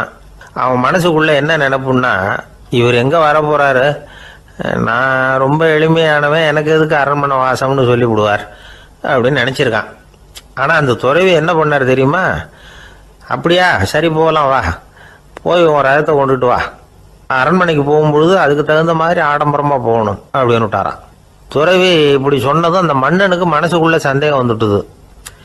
இவர் உண்மையிலேயே துறவி தானா, ஏமாத்து பேர் வழி மாதிரி தெரியுதே அப்படின்னு நினைச்சிருக்கான். இருந்தாலும் இனிமேல் என்ன பண்ணுறது, சொல்லியாச்சு. ரதத்தை கொண்டுகிட்டு வந்தான். துறவி ஏறி உட்காந்தார். பக்கத்தில் ராஜா. அவர் ரொம்ப உற்சாகமாக வரார். இவன் ரொம்ப சோர்ந்து போய் வரான். துறவி மரத்தடியிலேயே வாழ்ந்து பழக்கப்பட்டவர். அரண்மனையில் எளிமையாக ஒரு இடத்துல உட்காந்துக்குவார் அப்படின்னு நினைச்சான். ஆனால் அப்படி இல்லை. அரண்மனைக்கு வந்த உடனே அந்த துறவி அதை கொண்டுட்டு வா, இதை கொண்டுட்டு வான்னு சொல்லி உத்தரவு போட ஆரம்பிச்சுட்டார். அரண்மனையில் இருந்தால் அரசனை மாதிரி இருக்கணும் அப்படிங்கிறார். ராத்திரி பூரா சௌரியமாக தூங்கினார். பகலில் அரண்மனை தோட்டத்தில் உலாவ வேண்டியது, நீச்சல் குளத்தில் குளிக்க வேண்டியது, இப்படியே பொழுது போக்கிட்டு இருக்கிறார். அந்த அரண்மனையில் துறவி மகிழ்ச்சியாக இருக்கிறார். மன்னனால் அப்படி இருக்க முடியல. அவருக்கு எந்த கவலையும் இல்லை, இவனுக்கு அரசாங்க கவலைகள். துறவி அப்படி இருக்கிறத இவனால் தாங்கிக்க முடியல. ஒரு நாள் அவர்கிட்டயே போய், நான் உங்ககிட்ட கொஞ்சம் பேசணும்னு நானா. துறவி பார்த்தார். நான் இந்த அரண்மனைக்கு வரும்பொழுதே நீ என்னமோ என்கிட்ட கேட்கணும்னு நினைச்ச, ஏன் காலதாமதம்? நீ அனாவசியமாக உன்னையே தொந்தரவு பண்ணிகிட்டு இருக்கிற, நீ கவலையாக இருக்கேங்கிறது எனக்கு புரியுது. நான் மரத்தடியில் இருந்தப்போ கூட என்னை அடிக்கடி சந்திச்சுக்கிட்டு இருப்பேன், ஏதாவது விளக்கம் கேட்கறது உண்டு. இங்கே வந்த பிறகு என்னை சந்திக்கிறது கூட அபூர்வமாக போயிட்டுது. நீ இப்போ என்ன கேட்க போறேங்கிறது எனக்கு தெரியும், இருந்தாலும் கேள் அப்படின்னாராம். வேற ஒன்றும் இல்லைங்க, இப்போ உங்களுக்கும் எனக்கு என்ன வித்தியாசம்? 2 பேரும் அரண்மனையில் தான் இருக்கிறோம். நீங்கள் மகிழ்ச்சியாக இருக்கிறீங்க, நான் அப்படி இருக்க முடியல. இவ்வளவுக்கும் நீங்கள் முன்னாடி இருந்தது மாதிரி இல்லை.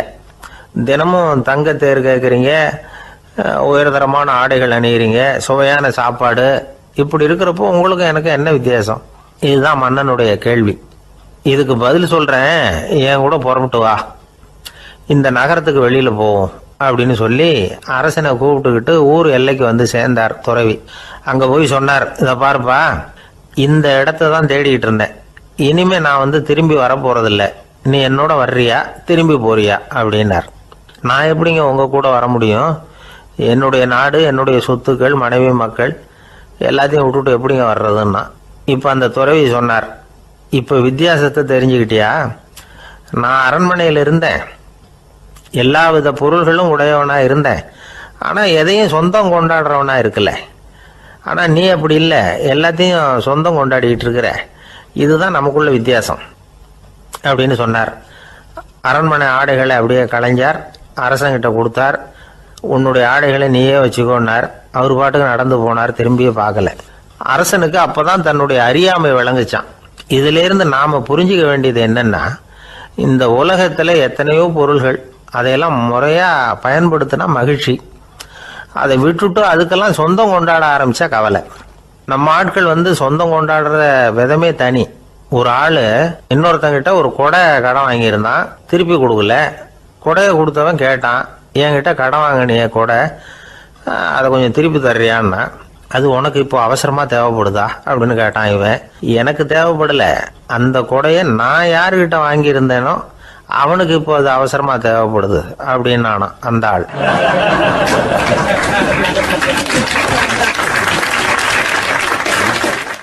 அந்த ஆளுக்கு பேச தெரியாது, அவர்கிட்ட கொஞ்சம் எச்சரிக்கையா நடந்துக்கோ அப்படின்னு சொல்றது உண்டு. அப்படின்னா என்ன அர்த்தம்? அவர் இன்னமும் குழந்தையாவே இருக்கிறாரு, இன்னும் பேச்சு வரலன்னு அர்த்தம்? அப்படி இல்லை, அவருக்கு நாகரிகமா பேச தெரியலன்னு அர்த்தம். பேசுறதுங்கிறது மனுஷனால மட்டுமே முடியக்கூடிய ஒரு காரியம். அப்படி இருந்தும் அதோட பெருமையை வந்து அவன் இன்னமும் சரியா புரிஞ்சுக்கலன்னு தான் சொல்லணும். அதனாலதான் அவன் அளவுக்கு அதிகமா வார்த்தைகளை கொட்டி விடுறான். அதுக்கப்புறம் அதையெல்லாம் திருப்பி அள்ள முடியாம கிடந்து கஷ்டப்படுறான். கொட்டுன வார்த்தையை அள்ள முடியுமா? ஒருத்தரை இன்னைக்கு பார்த்து முட்டாள்னு திட்டி விடுறீங்க, நாளைக்கு மறுபடியும் அவர்கிட்ட போய் நேத்திக்கு உன்னை முட்டாள்னு சொல்லிவிட்டேன், அந்த வார்த்தையை திருப்பி கொடு, வாங்கிட்டு போயிடுறேன் அப்படின்னு நான் சொல்ல முடியும்? அவன் கோபக்காரனா இருந்தா நேத்திக்கு அதை வேற விதமா உங்களுக்கு திருப்பி கொடுத்துருப்பான். உலகத்துல எவ்வளவோ ஜீவராசிகள் இருக்கு, அதுக்கெல்லாம் வாய் இருக்குது. அந்த வாயெல்லாம் எதுக்கு உபயோகம்? சாப்பிட்றதுக்காக. ஆனா நமக்கு இருக்கிற வாய் சாப்பிட்றதுக்காக மட்டும் இல்லை, பேசுறதுக்காகவும் தான். பேச முடியலன்னா வாய் இருந்தா கூட அது வாயில்லா ஜீவன் தான். ஒரு பையனை பார்த்து அது வாய் உள்ள புள்ள பொழைச்சிக்கும் அப்படின்னா மற்ற பையன்களுக்கெல்லாம் முகத்துல வாயே இல்லைன்னு அர்த்தம்? அப்படி இல்லை, அந்த பையன் கொஞ்சம் கெட்டிக்காரத்தனமா பேசுவான்னு அர்த்தம். அதனால எப்படி பேசணும் அப்படிங்கிறத நாம முக்கியமா தெரிஞ்சுக்கணும். இதுக்கு 8 விதமான குறிப்புகளை நம்ம பெரியவங்க சொல்லியிருக்கிறாங்க. பேச்சுக்கு 8 அங்கங்கள் உண்டு அப்படின்னு அவங்க சொல்றாங்க. அதெல்லாம் என்னென்ன அப்படின்னா, உண்மை, நன்மை, அன்பு, நிதானம், இனிமை, ஆழம், சமயம் அறிதல், சபை அறிதல். இந்த 8 தன்மையும் பேச்சில் இருக்கணுமா. இதையே கொஞ்சம் விவரமா சில பேர் போர்டில் எழுதி வச்சிருப்பாங்க. அதாவது எழுத்துலையாவது அதெல்லாம் இருக்கட்டுமே அப்படின்னு நினைச்சு நீங்க கூட சில இடங்கள்ல இதை பார்த்துருக்கலாம். அதாவது உண்மையே பேசுக, நன்மையே பேசுக, அன்பாக பேசுக, நிதானமாக பேசுக, இனிமையாக பேசுக, ஆழமுடையதாக பேசுக, சமயம் அறிந்து பேசுக, சபை அறிந்து பேசுக, இப்படி எழுதி வச்சிருப்பாங்க. இந்த 8 அம்சமும் சரியா பொருந்தி இருந்தாதான் அது பேச்சு. மற்றதெல்லாம் பேச்சாயிடாது. பேச்சு ஒரு சிறந்த கலை. எல்லாத்தையும் விட பேசாம இருந்தும் பழகணும், அது ரொம்ப முக்கியம். உண்மையே பேசணும். சத்தியத்துக்கு மதிப்பு கொடுக்கறவங்கள தான் சரித்திரம் மதிக்கும். உண்மை பேசினா மட்டும் போதாது, அந்த உண்மையில நன்மை கலந்துருக்கணும். கொலைகாரனுக்கு பயந்துக்கிட்டு ஒருத்தன் உங்க வீட்டுக்குள்ள ஒளிஞ்சிருக்கிறான். அந்த முரட்டை ஆசாமி கையில அறிவாளோட வந்து அவங்க வந்தானான்னு உங்ககிட்ட கேட்கறான்னு வச்சுங்க. உண்மைதான் உயர்வு தரும் அப்படின்னு நினைச்சுக்கிட்டு, ஆமா உள்ளதான் இருக்கிறான், அடுப்பங்கரையில குதிருக்கு பின்னாடி உட்காந்துருக்கிறான், போய் பிடிச்சிட்டு போங்க அப்படின்னு சொல்லுவீங்க? அது வந்து நன்மை இல்லாத உண்மை. அதனால பிரயோஜனம் கிடையாது. அதே மாதிரி உங்க பேச்சில் அன்பு இருக்கணும், நிதானம் இருக்கணும், இனிமை இருக்கணும், சிந்தித்து பேசணும், சமயம் அறிந்து பேசுறதும் முக்கியம். அதை பத்தி நமக்கு வேற யாரும் சொல்லிக் கொடுக்க வேண்டியதில்லை. எந்த நேரத்தில் யாருக்கிட்ட எப்படி பேசினா காரியம் நடக்கும் அப்படிங்கிறது நமக்கு நல்லா தெரியும். அது கைவந்த கலை. அவை அறிந்து பேசுற திறமை பேச்சாளர்களுக்கு ரொம்ப அவசியம். அது இல்லைன்னா நிலைமை வந்து பரிதாபமாயிடும். ஒரு பேச்சாளர் ரொம்ப மும்முரமா பேசிக்கிட்டே இருந்தாராம். ரொம்ப நேரம் நிறுத்தவே இல்லை, பேசிக்கிட்டே இருக்கிறார். சபையில் இருந்தவங்கெல்லாம் ஒவ்வொருத்தராக எழுந்திரிச்சு போய்கிட்டே இருக்கிறாங்க. கடைசியில் 2 பேர் தான் அக்கறையாக பேசுகிறவரை கவனிச்சிட்டு உட்காந்துருந்தாங்களாம். மேடையில் பேசிக்கிட்டு இருந்தவர் அவங்கள பார்த்து சொன்னாராம், எனக்கு கூட்டம் முக்கியம் இல்லை, எவ்வளவு பேர் என் பேச்சை கேட்குறாங்க அப்படிங்கிறது முக்கியம் இல்லை. நீங்கள் 2 பேராவது ஊக்கமாக என்னை கவனிச்சிக்கிட்டு உட்காந்துருக்குறீங்க, அது போதும். உங்களுக்காகவே நான் பேசிக்கிட்டு இருக்கிறேன் அப்படின்னார். இதை கேட்டதும் உட்காந்துருந்த 2 பேரில் ஒருத்தர் எழுந்திருச்சு, அப்படி இல்லைங்க, நாங்கள் 2 பேரும் நீங்கள் பேசி முடித்த உடனே தொடர்ந்து பேச வேண்டிய ஆளுங்க, அதுக்காக தான் காத்துக்கிட்டு இருக்கிறோம், சீக்கிரம் முடிங்க அப்படின்னாங்களாம்.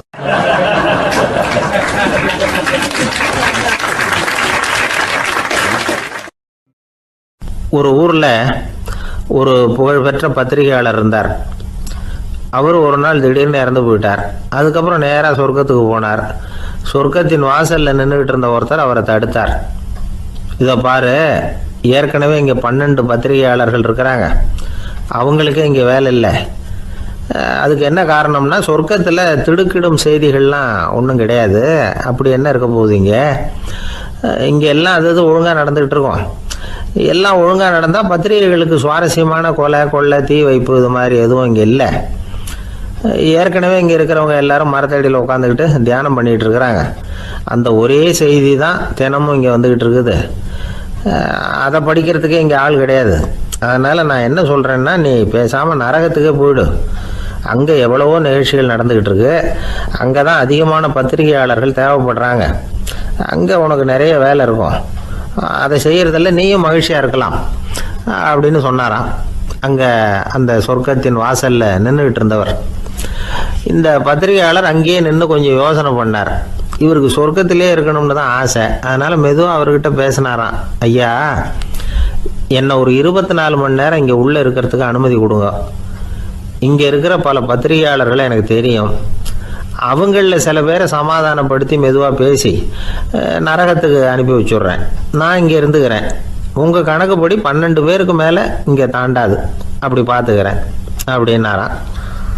அவரும் யோசனை பண்ணி பார்த்துட்டு, சரி அப்படியே உனக்கு அனுமதி கொடுக்குறேன், ஆனால் ஒரு விஷயம், 24 மணி நேரம் தான் அனுமதி, அதுக்குள்ளே எல்லாம் நடக்கணும் அப்படின்ட்டுருக்கார்.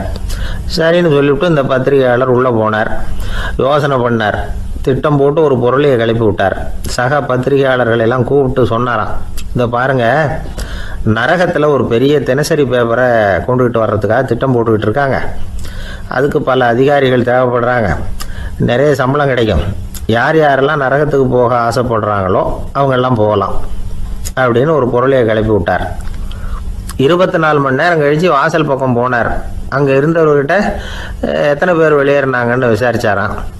அப்போ அவர் இவரை, நீ வெளியே போகக்கூடாது, முதல்ல உள்ளே தான் இருக்கணும் அப்படின்னு தடுத்தாராம். அப்புறம் சொன்னாராம், நீ சொன்ன செய்தியை கேட்டதும் இங்கே இருந்த எல்லா பத்திரிகையாளர்களுமே நரகத்துக்கு போயிட்டாங்கப்பா, உள்ளே யாருமே இல்லை, அதனால் நீ உள்ளே இருக்கலாம் அப்படின்னாராம். இதை கேட்டதும் இந்த பத்திரிகையாளரே குழம்பி போயிட்டார். ஒருவேளை உண்மையிலேயே நரகத்தில் புதுசாக பத்திரிகை ஏதாவது ஆரம்பிக்க போகிறாங்களோ அப்படின்னு அவரே நினைக்க ஆரம்பிச்சிட்டாராம். அப்புறம் சொன்னாராம், ஐயா என்னை விட்டுருங்க, நான் நரகத்துக்கே போயிடுறேன், அங்கே ஏதோ விசேஷம் இருக்கணும் அப்படின்னாராம். இல்லைன்னா இத்தனை பேரும் ஒட்டு மொத்தமாக அங்கே போகிறதுக்கு சான்ஸே இல்லை, என்னை தடுக்காதீங்கன்னு கெஞ்ச ஆரம்பிச்சிட்டாராம். மற்றவங்க நம்பணுங்கிறதுக்காக ஒரு பொருளையை கிளப்பி விட்டார். கடைசியில் தானே அந்த பொருளைக்கு ஆளாயிட்டார். அதாவது பிறரை ஏமாற்றிய அவரது மனம் கடைசியில் அவரையே ஏமாற்ற ஆரம்பிச்சுட்டு பாருங்க. நீங்கள் இப்படி அடுத்தவங்களை ஏமாத்துறதுக்கு உங்கள் மனசை பழக்கப்படுத்துறீங்க, ஆனால் கடைசியில் அதனால் நீங்களே ஏமாற்றப்படுகிறீர்கள் அப்படிங்கிறது பெரியவர்களுடைய புத்திமதி. அதனால் உங்கள் மனசுக்கிட்ட ரொம்ப எச்சரிக்கையாக இருங்கோ அப்படிங்கிறாங்க. நம்ம ஆளுங்க அங்கே போய் என்ன சொல்லுவாங்கன்னா, இந்த பாரு அங்கே போகாத இங்கே போகாதேன்னு பயமுறுத்துறது உண்டு. சில பேர் அங்கே பேய் இருக்குது, பிசாசு இருக்குது அப்படின்னு பொருளையை கிளப்பி விடுறது உண்டு. இருட்டு நேரம் காட்டு வழியாக ஒருத்தன் போய்கிட்டு இருக்கிறான். அங்கே பேய் பிசாசு நடமாட்டம் இருக்கிறதாக வதந்தி. இவன் பயந்துக்கிட்டே வேகமாக போகிறான்.